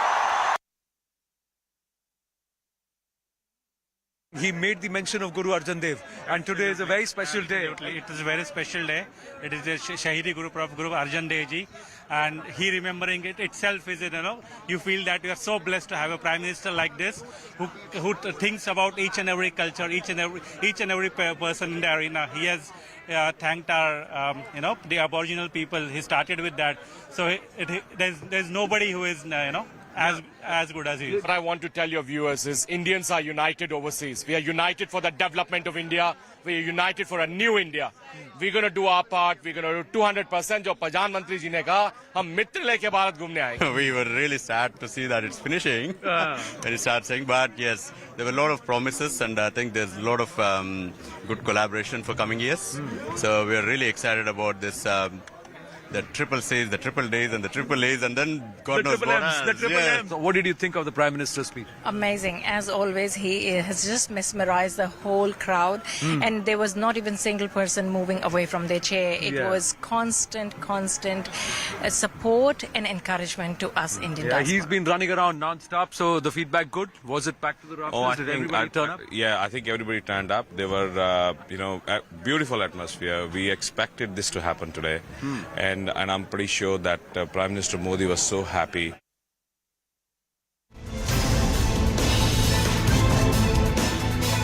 Key bilaterals to furthering trade and cooperation between India and Australia. Renaming Harris Park as Little India, and of course the grand reception planned by the Indian diaspora right behind me at the Kudos Bank Arena. It's all happening in Sydney in Australia. They are ready to welcome Prime Minister Narendra Modi. Join me, Anand Narsuman, as I get you all the updates live from Ground Zero, Sydney, on CNN News 18. And back home, there seems to have been a showdown, this over the new Parliament building.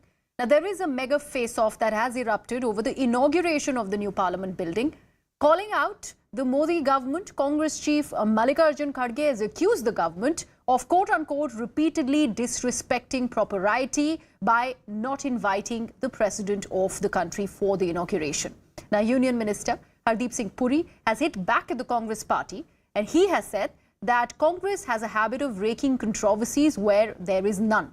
He's also claimed that Prime Minister Modi is the head of the government and he leads the parliament on behalf of the government, so he has all the rights to unveil the new parliament. The Congress leader Manish Tiwari further has hit back at Puri's statement, and he said that the BJP must read the Constitution of India first very, very carefully. कुछ ऐसे मौके आते हैं, मैं समझता हूं हमारी इतिहास में, जब हम सबको इकट्ठा होके किसी चीज को सेलिब्रेट करना चाहिए. मैं सिर्फ पार्लियामेंट की बात नहीं करूंगा. Parliament is also a very big occasion. अब देखिए हमारे प्रधानमंत्री जी, अब वो बहुत सक्सेसफुल G7 समिट हुई उनकी, उसके बाद वो साउथ पैसिफिक आइलैंड में गए, पोर्ट मोरिसबी. आपने देखा होगा जब वहां पे एयरपोर्ट में उनका रिसेप्शन हुआ तो किस वार्मथ और अफेक्शन के साथ हुआ. एक व्यक्ति हैं, ही also tried to run for president. He said, मेरे को पता लग गया वो कहा, मैं वहां से Lok Sabha election लड़ूंगा. Tongue in cheek. ये parliament similarly it's a cause for celebration. जहां तक मुझे याद आता है 75 87 की 15 अगस्त 87 में राजीव जी जब प्रधानमंत्री थे, उन्होंने पार्लियामेंट लाइब्रेरी की. ये होमवर्क करते नहीं अपना. Let me bring in my colleague Pallavi Ghosh is now joining us on the broadcast. Pallavi, I believe the invitation cards are out. It mentions the name of the Prime Minister and also the Lok Sabha Speaker, Mr. Om Birla. That's right. That's essentially the Prime Minister, head of the government. Or the Speaker is the one who is the President of Lok, and that's invitation. And therefore, the Prime Minister is Pallavi, I believe there is an audio issue at your end. We will get that fixed and we will get you back on the broadcast. We are talking about this mega face-off that ensues. Even as the inauguration ceremony is all set to happen this Sunday, it is going to begin early morning and 11:30 onwards is when the Prime Minister arrives and the inauguration takes place. The invitation cards are out.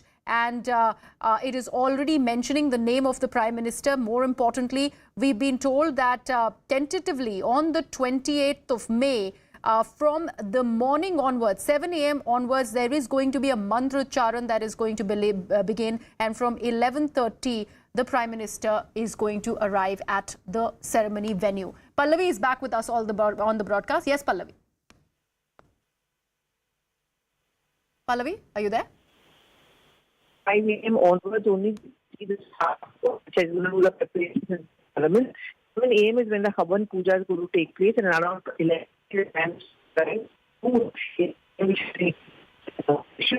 invitation. Pallavi, there is still that issue with the audio at your end. We'd have to leave it there. This is the latest that we have managed to bring for our viewers. Even as the face-off continues, that invitation card is pretty much out there. It talks about how the ceremony is going to go on as planned, with the Prime Minister inaugurating the new Parliament building in the presence of the Lok Sabha Speaker, Mr. Om Birla. Those invitations have been sent out, and we've also been told that the Lok Sabha Secretariat has said that one person per registration is going to be allowed at the venue.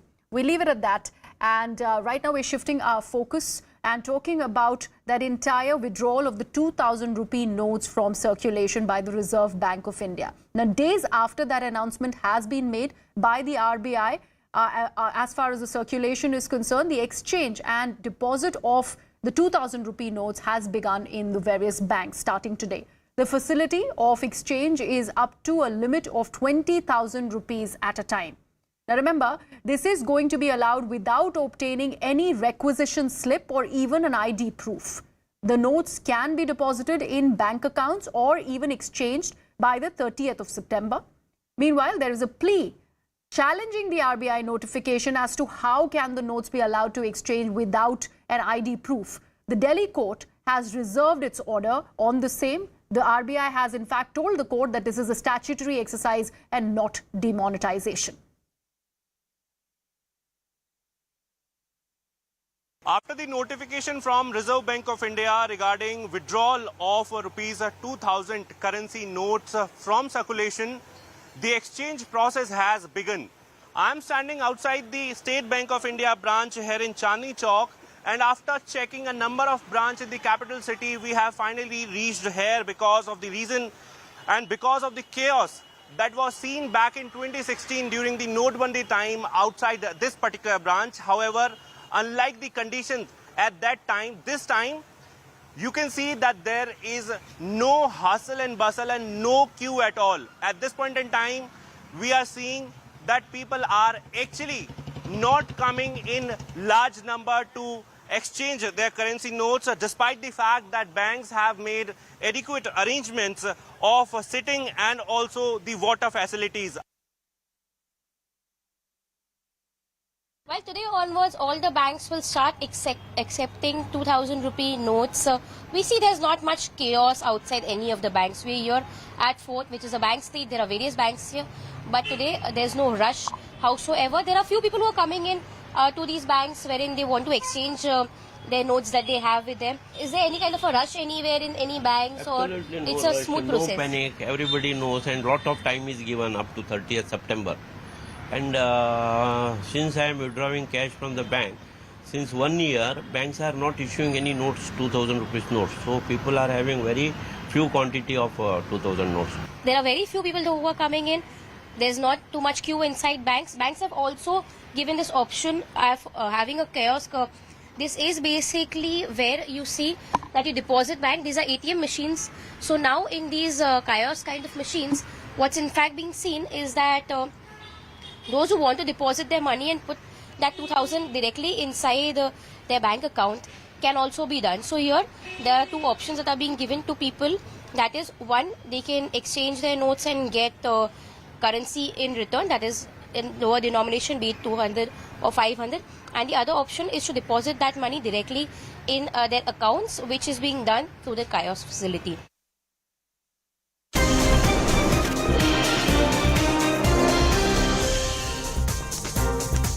Good evening, hello and welcome. You're watching CNN News 18. This is Nation at 5 with me, Poonam Burde. And the big story we're tracking at this hour is the mega face-off that has erupted over the inauguration of the new Parliament building. Remember that inauguration happens in 4 days from now. That happens on Sunday. But there is a big opposition versus government war that has now broken out over that inauguration, especially over the fact that the Prime Minister is going to be inaugurating it. Calling out the Modi government, Congress Chief Mallikarjun Kharge accused the centre of repeatedly disrespecting propriety by not inviting the president to the inauguration. The Congress and many others within the opposition came out and said that it's not for the Prime Minister to be inaugurating the new Parliament building. It should be the president of the country. That allegation has now been retorted by none other than Union Minister Hardeep Singh Puri, who is in charge of the entire Central Vista project, of overseeing that project as the Urban Development Minister. He's now hit out at the Grand Old Party, saying that the party has a habit of raking up controversies where none exist. He even claimed that the Prime Minister is the head of the government and leads the parliament on behalf of the government, which is why he is well within his rights to unveil the new parliament. कुछ ऐसे मौके आते हैं, मैं समझता हूं हमारी इतिहास में, जब हम सबको इकट्ठा होके किसी चीज को सेलिब्रेट करना चाहिए. मैं सिर्फ पार्लियामेंट की बात नहीं करूंगा. Parliament is also a very big occasion. अब देखिए हमारे प्रधानमंत्री जी, अब वो बहुत सक्सेसफुल G7 समिट हुई उनकी. उसके बाद वो साउथ पैसिफिक आइलैंड में गए, पोर्ट मोरिसबी. आपने देखा होगा जब वहां पे एयरपोर्ट में उनका रिसेप्शन हुआ तो किस वार्मथ और अफेक्शन के साथ हुआ. एक व्यक्ति हैं, he also tried to run for president. He said मेरे को पता लग गया वो कहा, मैं वहां से लोकसभा इलेक्शन लड़ूंगा. यू नो, टंग इन चीक. ये parliament similarly it's a cause for celebration. जहां तक मुझे याद आता है 87 की 15 अगस्त 87 में राजीव जी जब प्रधानमंत्री थे, उन्होंने पार्लियामेंट लाइब्रेरी की. ये होमवर्क करते नहीं अपना. The Congress does not do its homework, says the Union Urban Development Minister Hardeep Singh Puri. He is the man in charge of overlooking this entire project, the Central Vista project, under which the new Parliament building has been built and which is going to be inaugurated on Sunday. Pallavi, my colleague and senior editor, joining us for more perspective on this. Now, Pallavi, is this just old politics over the new building? Because these are the allegations that have been made ever since the groundbreaking ceremony had happened for the new Parliament. That's right. In December 2020, when that Bhumi Pujan had taken place, opposition parties, particularly the Congress party, had skipped it on the ground that it was a completely unnecessary expenditure, and why do we need to go in for it? This time down for the opposition parties, and I would say the focus is largely on the Congress, and the point that they're raising is that why is it that the Prime Minister is inaugurating it? In fact, the Congress President has played the Dalit SC/ST card by saying that the former President Ramnath Kovind has been given a miss. Similarly, the present President Draupadi Murmu. Agencies, इसी के लिए हम लोगों ने आपस में बैठे बातचीत किए, और जो सुप्रीम कोर्ट verdict देने का बाद भी जो ऑर्डिनेंस लेके आया सेंट्रल गवर्नमेंट दिल्ली गवर्नमेंट के खिलाफ में, हमारा पार्टी के लिए, मैं सब पार्टी को अपील करेंगे कि अगर हर पार्टी हम एक साथ में अपोजिशन हो सकता है, दिस इज द मौका है, तो एक बहुत बड़ा मैसेज जाएगा देश के लिए कि हम बीजेपी को राज्यसभा में हरा सकते हैं, तो ऑर्डिनेंस भी जा सकता है. ये बीजेपी को हराने के लिए 24 से पहले एक बहुत मौका मिल गया. हमारा पार्टी से हम डिसाइड किया है, हम ये ऑर्डिनेंस को विरोध करेंगे और हम सुप्रीम कोर्ट का पास हम इसको जस्टिस मांगेंगे. अभी हम अरविंद जी को दे रहा है माइक, अरविंद जी बोलेंगे, इसके बाद मान जी भी है. इसका बाद अगर आपका लोगों का कोई क्वेश्चन है तो जरूर हम लोग कोशिश करेंगे. सबसे पहले मैं दीदी को बहुत बहुत शुक्रिया अदा करना चाहता हूँ. इतना वार्मली हम लोगों को वेलकम किया, इतना प्यार, हमेशा दीदी का प्यार मिलता रहता है हम लोगों को, हमारी बड़ी बहन की तरह है दीदी. आज कलकत्ता मेरा इसलिए आना हुआ क्योंकि आप सब लोग जानते हैं, जब हमारी 2015 में सरकार बनी थी पहली बार दिल्ली में, जैसे ही हमारी सरकार बनी, इन लोगों ने नोटिफिकेशन, केंद्र सरकार ने नोटिफिकेशन पास करके, एक नोटिफिकेशन, सिंपल नोटिफिकेशन पास करके दिल्ली की चुनी हुई सरकार की सारी पावर्स छीन ली कि हम किसी ऑफिसर की ट्रांसफर पोस्टिंग नहीं कर सकते, अगर कोई ऑफिसर गलत काम करे तो हम उसकी डिसिप्लिनरी प्रोसीडिंग नहीं कर सकते. ये सारी पावर हमसे छीन ली. 8 साल तक दिल्ली के लोगों ने संघर्ष किया. हम सुप्रीम कोर्ट गए. 8 साल के संघर्ष के बाद सुप्रीम कोर्ट ने हमारे पक्ष में ऑर्डर किया. दिल्ली की जनता जीत गई.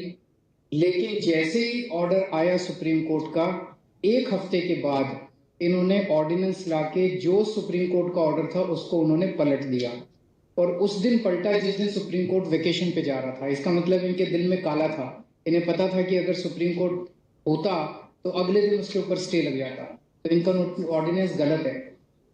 इन लोगों ने जिस तरह से डेमोक्रेसी का मजाक बना दिया है, जहां भी 3 तरीके से ये चुनी हुई सरकारों को तंग कर रहे हैं। एक, पहली चीज कि जहां पे बीजेपी की सरकार नहीं बनती वहां ये एमएलए खरीद के सरकार गिरा देते हैं उस पार्टी की और अपनी बीजेपी की सरकार बना लेते हैं।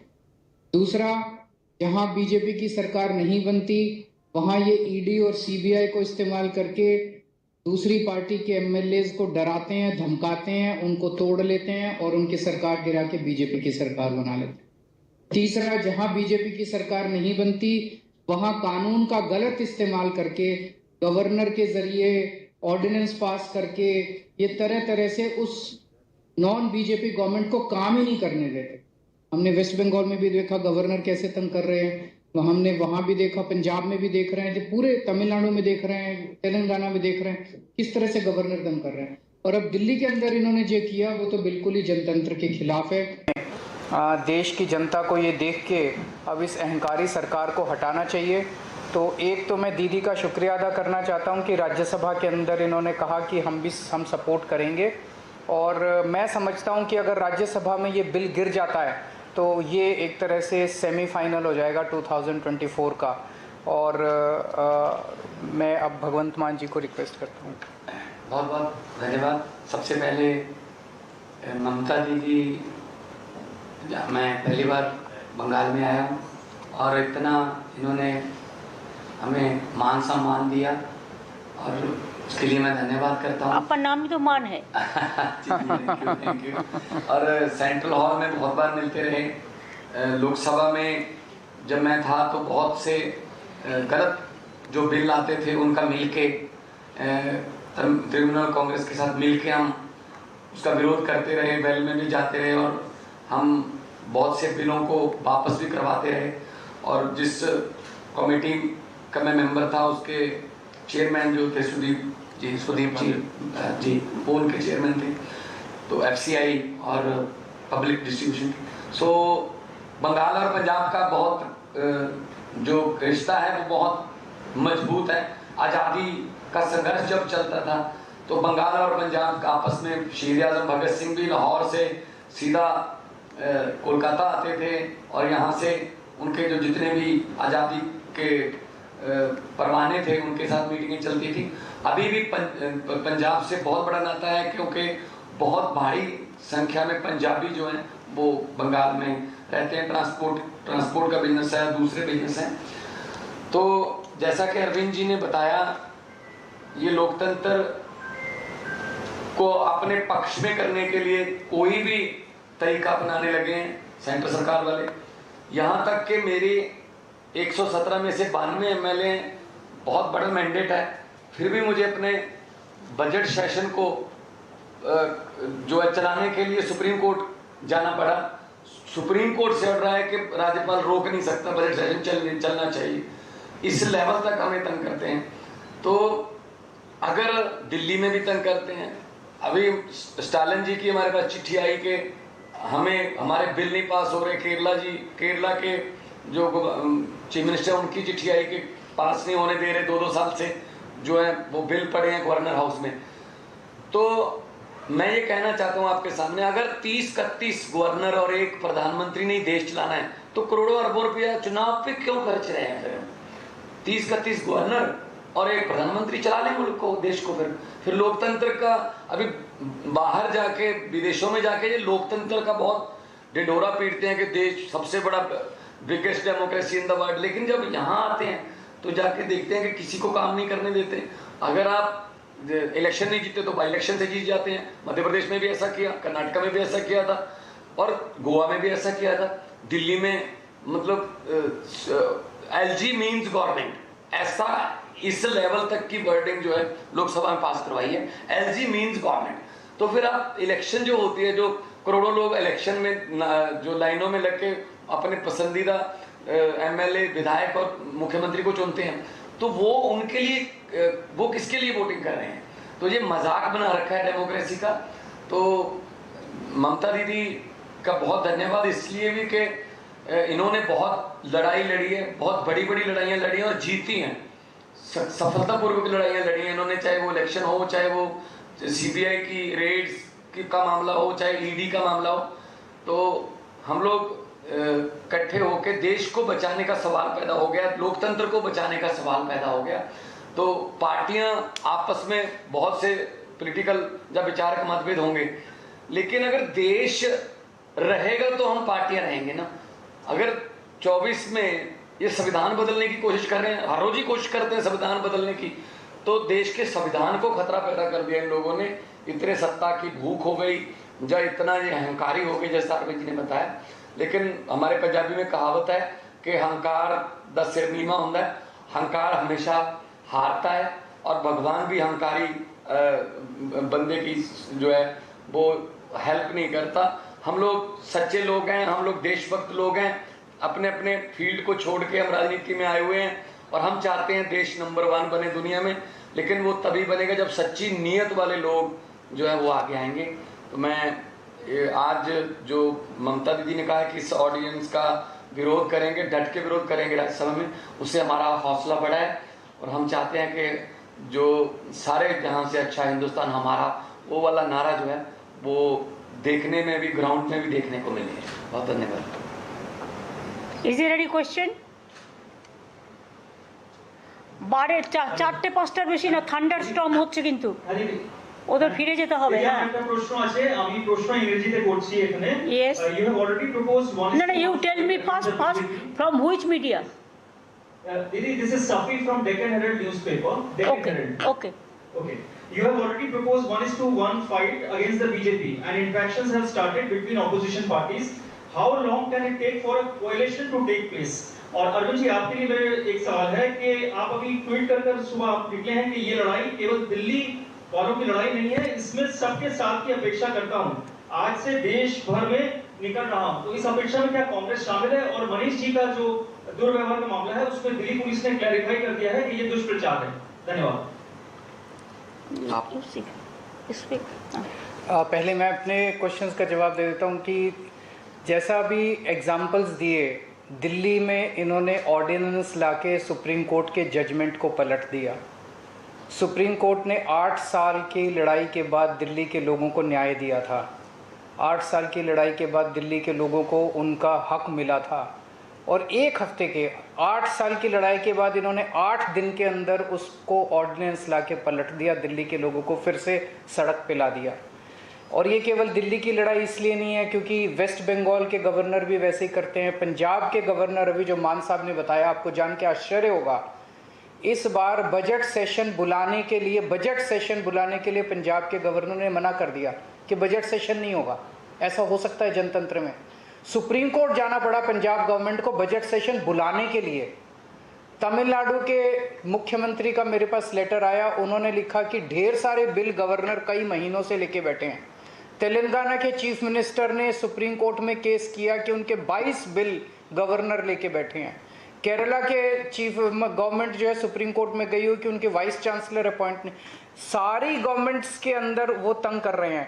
कितनी सारी ऐसी गवर्नमेंट्स हैं जिनको उन्होंने गिरा दिया, या तो खरीद के और या उन्होंने डरा के सीबीआई ईडी भेज के। ये लड़ाई केवल मेरी लड़ाई नहीं है, ये लड़ाई 140 करोड़ लोगों की लड़ाई है। That's the news briefing, a joint one at that of the Aam Aadmi Party and the TMC. Arvind Kejriwal is on a mission across the country to unite the opposition against the ordinance that the government has gotten. It's not just about optics, it's also about opposing this particular ordinance in the parliament. And Rajya Sabha is where the fight is going to be. And Arvind Kejriwal is uniting the opposition to stack up those numbers against the government and against their ordinance, giving the Delhi LG ultimate powers over transfers and postings of bureaucrats in the national capital. That is the new flashpoint between the BJP and the Aam Aadmi Party versus the opposition. Listen in to some of those reactions. Meeting बहुत अहम meeting है पूरे देश के लिए। 19 तारीख के ordinance में केंद्र सरकार ने कहा कि हाँ, ये शक्ति राज्य को दी हुई है संविधान ने। हम एक ऑर्डिनेंस यानी कि एक एग्जीक्यूटिव ऑर्डर लाके उस शक्ति को छीन रहे हैं। ऐसा कैसे संभव है? अगर आप ये होने देंगे तो कल को तो ये भी हो सकता है कि बंगाल के लिए एक ऑर्डिनेंस आ जाए। ये तो अराजकता हो जाएगी पूरे देश के अंदर। मतलब फिर तो संविधान कुछ बचा ही नहीं। केंद्र सरकार अपना ऑर्डिनेंस लाके कुछ भी कर दे। ये जो है पूरे देश के लिए बहुत बड़ा खतरा है, बहुत बड़े खतरे के संकेत हैं। अगर ये हमने होने दिया तो केंद्र सरकार इस देश के अंदर प्रजातंत्र, फेडरलिज्म, स्टेट गवर्नमेंट्स सब खत्म कर देगी। वक्त आने पर यारी तो सब करते हैं मेरे दोस्त, मजा तो तब है जब वक्त बदले पर यारी नहीं। इसको अगर कोई प्रतिबिंबित करता है तो वो कांग्रेस और आम आदमी पार्टी का रिश्ता उसको प्रतिबिंबित करता है। इसको कहते हैं फ्रेंड्स विद बेनिफिट्स, मतलब कि जब तक मेरा बेनिफिट है तब तक मेरी फ्रेंडशिप है। ये वही कांग्रेस पार्टी है जो आम आदमी पार्टी के नेताओं के खिलाफ जब कार्रवाई ईडी सीबीआई की होती है तो सबसे प्रथम पंक्ति में आकर पोस्टर चिपकाकर ताली बजाते हैं। तो आज ऐसे विषय पर जो संवैधानिक तरीके से सही है, जजमेंट के लिहाज से सही है, उस पर वो एकजुटता चाह रही है और कांग्रेस पार्टी ने अपनी फ्रेंड्स विद बेनिफिट वाली थियरी के आधार पर उनको नकारा है। तो मुझे लगता है ये दोनों का रिश्ता ही ऐसा अनोखा है। Shifting focus now to the Prime Minister, who's on a 3-day visit to Australia. Today was his day 2, but day 1 of business, so to say, because today is when he met with top honchos, top corporate ones at that, in Australia. But the highlight of his day was the Diaspora event that took place just a short while ago. Prime Minister Modi received a rousing welcome at the Kudos Arena at the Sydney Olympic Park. He arrived in hand with the Australian Prime Minister Anthony Albanese. He addressed over 20,000 diaspora members. And his address, the Prime Minister emphasized on the relationship, the friendship and the ties that the two countries share and how they have been strengthened over the years. A mega cultural program showcasing India's rich cultural heritage was also held right before the Prime Ministers arrived. Prime Minister Modi will now be holding a bilateral meeting with his Australian counterpart tomorrow. The focus is going to be on trade, people-to-people exchange and boosting regional cooperation. Bharat और Australia के ऐतिहासिक संबंधों का विस्तार इससे कहीं ज्यादा बड़ा है। सबसे बड़ा आधार है म्यूचुअल ट्रस्ट और म्यूचुअल रिस्पेक्ट। दुनिया की सबसे बड़ी और सबसे युवा टैलेंट फैक्ट्री जिस देश में है वो है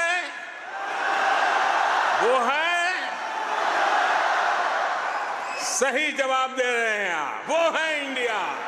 जिन संभावनाओं को तलाश रही है उसमें ये स्वाभाविक भी है। भारत हजारों वर्षों की जीवंत सभ्यता है। भारत मदर ऑफ डेमोक्रेसी है। भारत ने हमेशा अलग अलग देशों को एकजुट करने के लिए एक बाइंडिंग फोर्स की तरह काम किया है। अभी अभी जब तुर्की में भूकंप ने तबाही मचाई तब भारत ने ऑपरेशन दोस्त के द्वारा मदद का हाथ बढ़ाया। भारत अपने हितों को सबके हितों से जोड़कर देखता है। सबका साथ, सबका विकास, सबका विश्वास और सबका प्रयास, ये हमारी डोमेस्टिक गवर्नेंस का भी आधार है और ग्लोबल गवर्नेंस के लिए भी यही विजन है। भारत वो देश है जिसने कोरोना के संकट में दुनिया के 150 से ज्यादा देशों को उस संकट की घड़ी में दवाइयां भेजी। भारत वो देश है जिसने 100 से अधिक देशों को मुफ्त वैक्सीन भेजकर करोड़ों करोड़ों लोगों का जीवन बचाया। कोरोना के समय में आपने भी यहां जिस सेवा भावना से काम किया वही हमारी संस्कृति की विशेषता है। हमारे बीच भौगोलिक दूरी जरूर है, लेकिन हिंद महासागर हमें आपस में जोड़ता है। हमारी जीवन शैलियां भले अलग अलग हो, लेकिन अब योगा ये भी हमें जोड़ता है। क्रिकेट से तो हम ना जाने कब से जुड़े हुए हैं, लेकिन अब टेनिस और फिल्में भी हमें जोड़ रही है। हमारे यहाँ खाना बनाने का तरीका भले अलग अलग है, लेकिन अब मास्टर शेफ हमें जोड़ता है।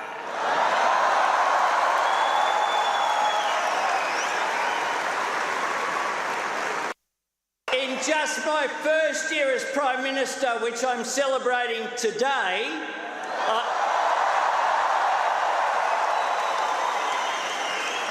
I have met the Prime Minister, my friend, 6 times. But absolutely nothing beats standing with him on a stage like this, looking out at this magnificent sea of faces. What an honour.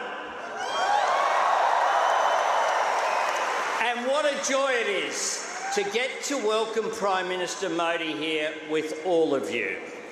I get to speak to some pretty big crowds as Prime Minister, but I have to say that the warmth and the energy here tonight is absolutely second to none. I said to my friend the Prime Minister before, the last time I saw someone on the stage here was Bruce Springsteen, and he didn't get the welcome that Prime Minister Modi has got.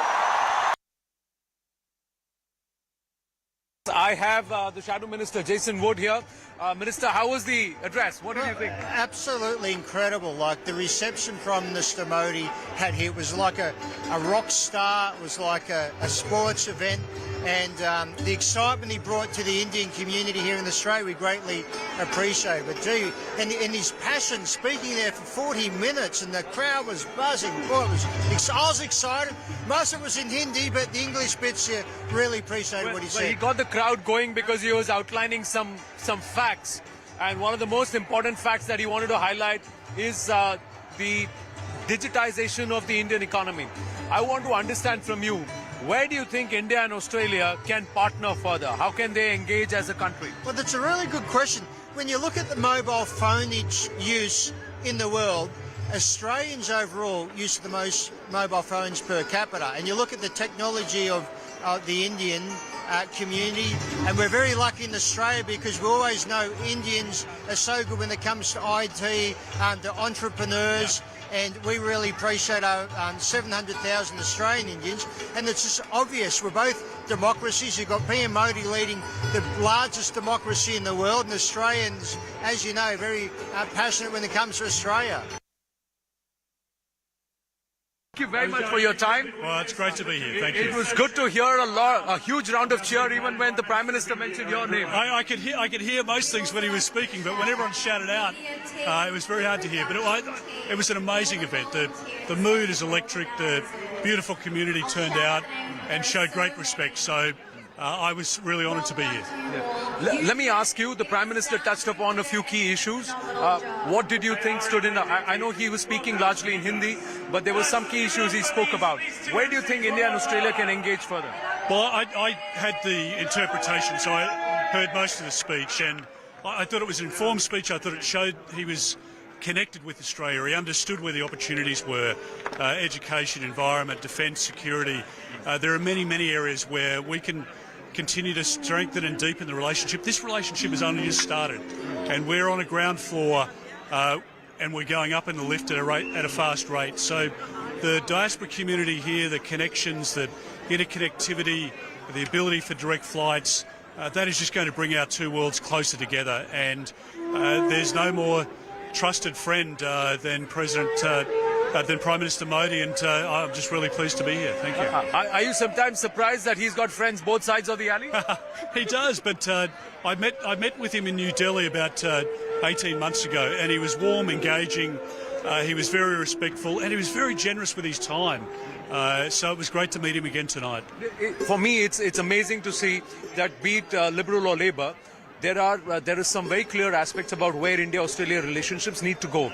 But let me ask you as LOP, what's the pressure point? What are you going to watch about what Prime Minister Albanese and his government are able to eke out of this conversation, this bilateral that's scheduled for tomorrow between India and Australia? Well, I've got a bilateral meeting with Prime Minister Modi tomorrow, so we'll be having a discussion about a number of important topics for both of our sides.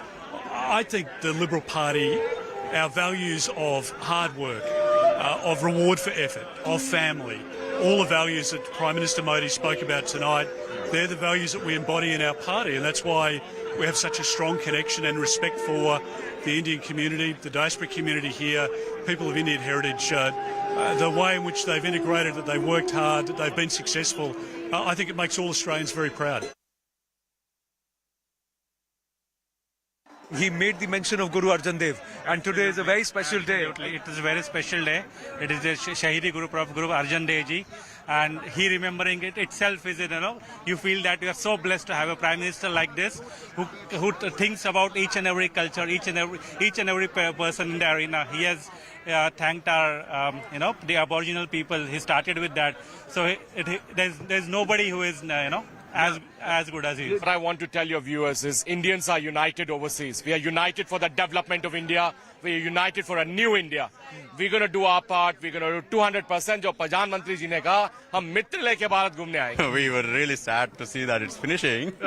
Very sad saying, but yes, there were a lot of promises, and I think there's a lot of good collaboration for coming years. So we are really excited about this.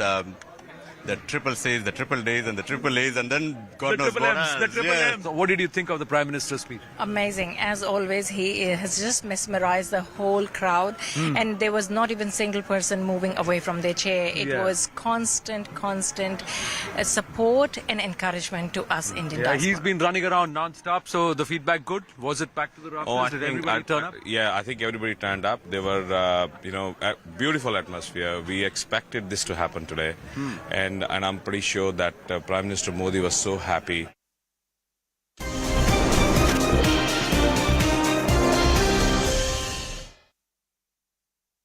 Preparations are on in full swing. Let me just tell you, I've made my way into the Kutus Bank Arena, but I'm going to walk across and take you. And this is like raw and absolutely live, ladies and gentlemen. So bear with me if there is some disruption somewhere. So there's this beautiful Ganesha that's been set up, traditional Hindu and Indian style, that anything that starts for an auspicious beginning, there will be Ganesha. They have set it up beautifully with flowers, decorated it. The lamps are there. The oil will be put.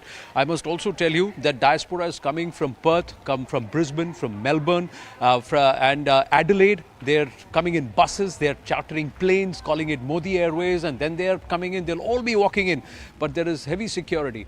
And each of the groups of performers, nearly 400 performers, everybody is supposed to be walking in, and there are security checks. Very high, very intense security checks which are being made. People walking in, performers are there, they're getting ready. We'll try and go across and chat with some of the performers also very, very quickly. Let me first ask, are you all volunteers or are you all part of the performing troupe? Volunteers. Volunteers. Volunteers. Yeah. How excited are you? We're all live back in India on CNN News 18, early morning broadcast. How excited are all of you?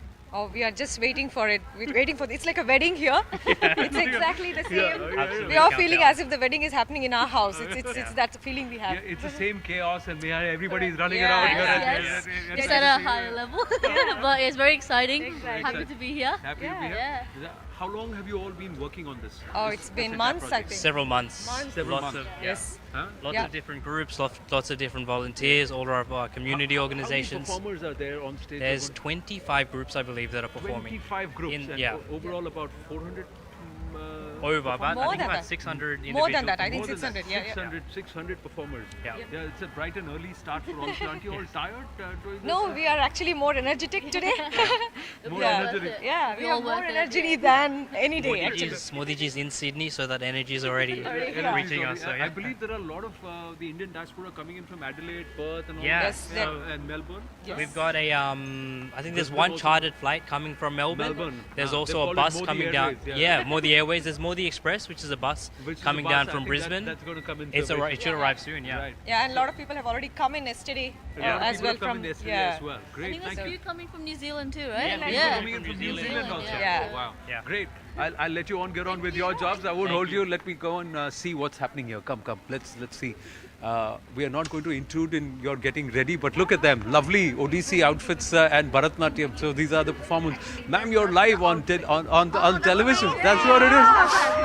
So you're all live. So why don't all of you come together? I see all of you dressed in different outfits. Yes. Yeah. So multicultural. multicultural performance. Yeah, it's multicultural performance. Everybody is from other different. This is Bandana Cultural School, Sydney, and आप myself. लोग क्या करने वाले हैं? Yeah, so myself, Dr. Tanima Banerjee, I'm the team leader, and we are presenting today Unity in Diversity, and they are from different states, so we are bringing the whole India over here. Whole India. Yeah. Okay. So let's see all. All states you can see. तो एक करके आप सबके लिबास मुझे बताइए. आपका तो I'm presenting Gujarati. Gujarati. Yes. Lovely. Yay. Colorful outfit. आप क्या पहन रही हैं? Uttar Pradesh, Kathak. कथक करने वाली हैं आप. And Uttar Pradesh. Lovely outfit. मैं कश्मीर से हूँ. कश्मीर की गली. I'm Kerala. Kerala Kerala, costume is this.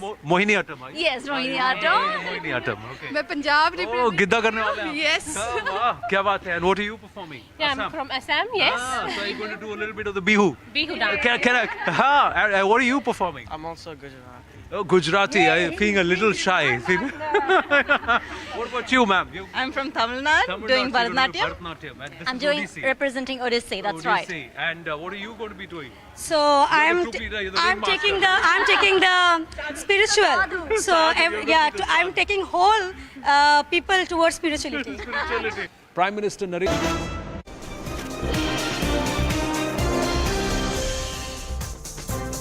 Welcome back. The Kerala Travancore Devansam Board has now issued a notice banning RSS shakhas from Hindu temples. The TSB has threatened strict action against the RSS as well. This notice is a reiteration of their earlier stance, and they say that use of temple properties and assets should not be used for holding mass drills like the RSS does. Like I said, it's a reiteration of their earlier notice. A similar one had come to the fore in 2021 as well, that said that nothing other than temple rituals and festivals should be allowed on temple premises. The board has reportedly noted that RSS branches continued to function despite that order in 2021, which is why they've now come out and reiterated it. The Congress has now come out and backed this decision of the temple board of the left parties. The BJP, of course, up in arms. The Travancore Devasam Board has now issued a circular. They had earlier also issued in 2021, but now they have said that no RSS drills or any kind of activities should happen in temple premises under them, and if officials don't follow that, action will be taken against them. How would you respond? Even though they have issued a circular in 2021 that has been violated by the RSS. RSS and Sangha Parivar organizations are spreading hatred among the people. Now they are using the temple grounds and temple premises for their drill and other exercises. This is very unfortunate. It cannot be used. Temples are the premises they are using. That it should be prevented. I am supporting the decision and the circular issued by the Travancore Devasam Board. Wherever the premises of temples or churches or mosques are using for these type of drills or any other exercises, it should be prevented, no doubt at all. We are against the majority communalism as well as the minority communalism. Both should be prevented, no doubt. Travancore Devasam Board has now issued a circular again, though they had initially issued in 2021. Now they are saying that this RSS drills will not be allowed, or any kind of activities other than temple rituals and customs and temple festivals.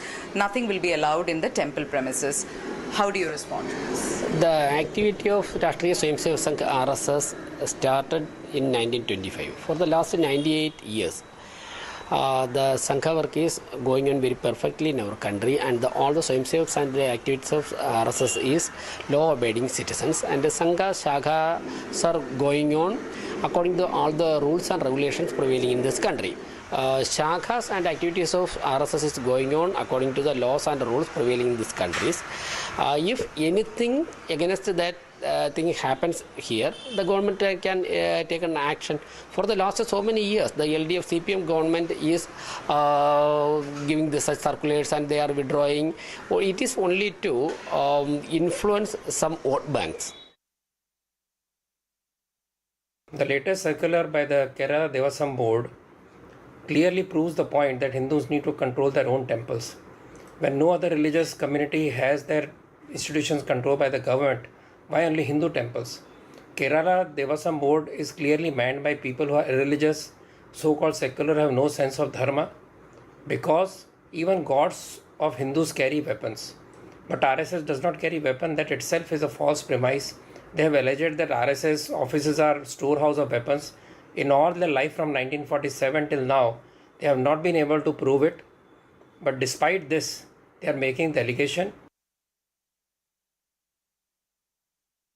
Is a very eminent Hindu cultural organization.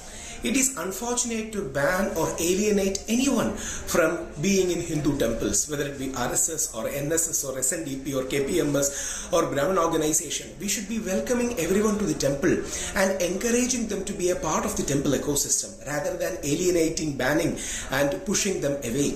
I strongly disagree with the Travancore Devasam Board, which is controlled by CPM, Communist Political Party, in their particular notification against temple being a space for any kind of cultural activity, including RSS. So we should be encouraging, welcoming everybody to be a part of it.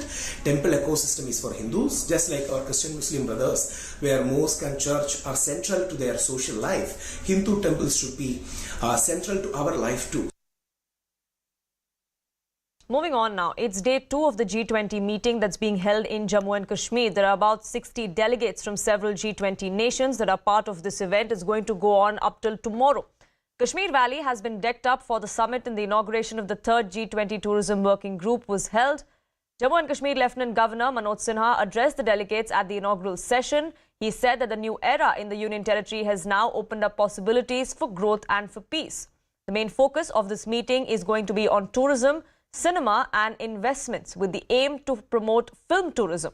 Delegates were yesterday showcased the art and craft of Kashmir, following which they enjoyed a shikara ride at the Dal Lake as well.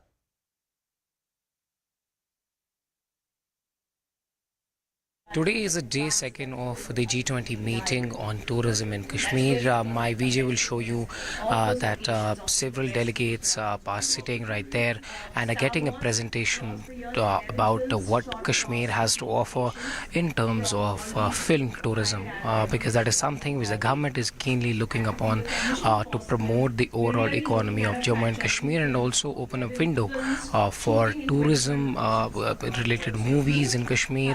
And we can see right there several delegates who have come from different parts are getting a brief about it. There is also high media presence in this event, and the government wants to showcase the single window system that they have offered to delegates, and under which they can easily come here and make their movies, because that is one such sector which the government at the center has also been focusing, that they could make India a destination for promoting of movies.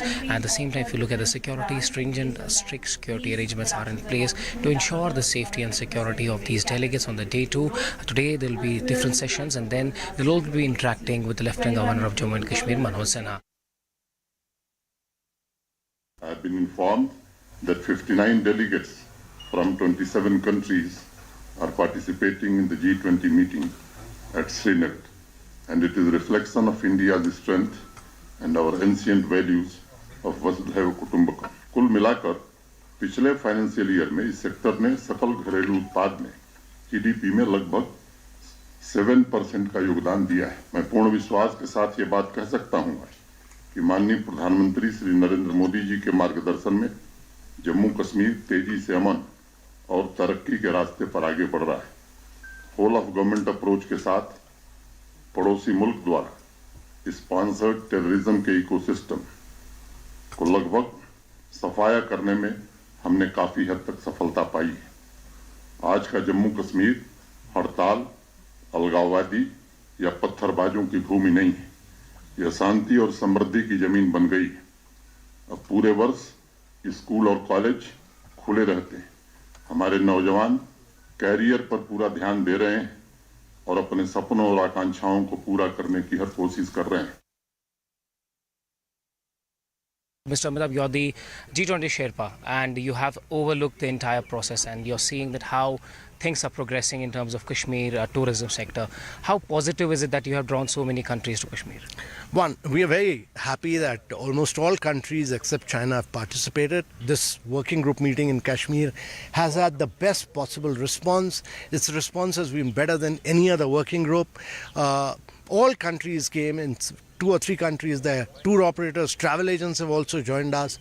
So we are very, very delighted that the response has been overwhelming. But more than that, I think we've just finished the discussion on the tourism working group. The roadmap of G20 has been discussed. We've had over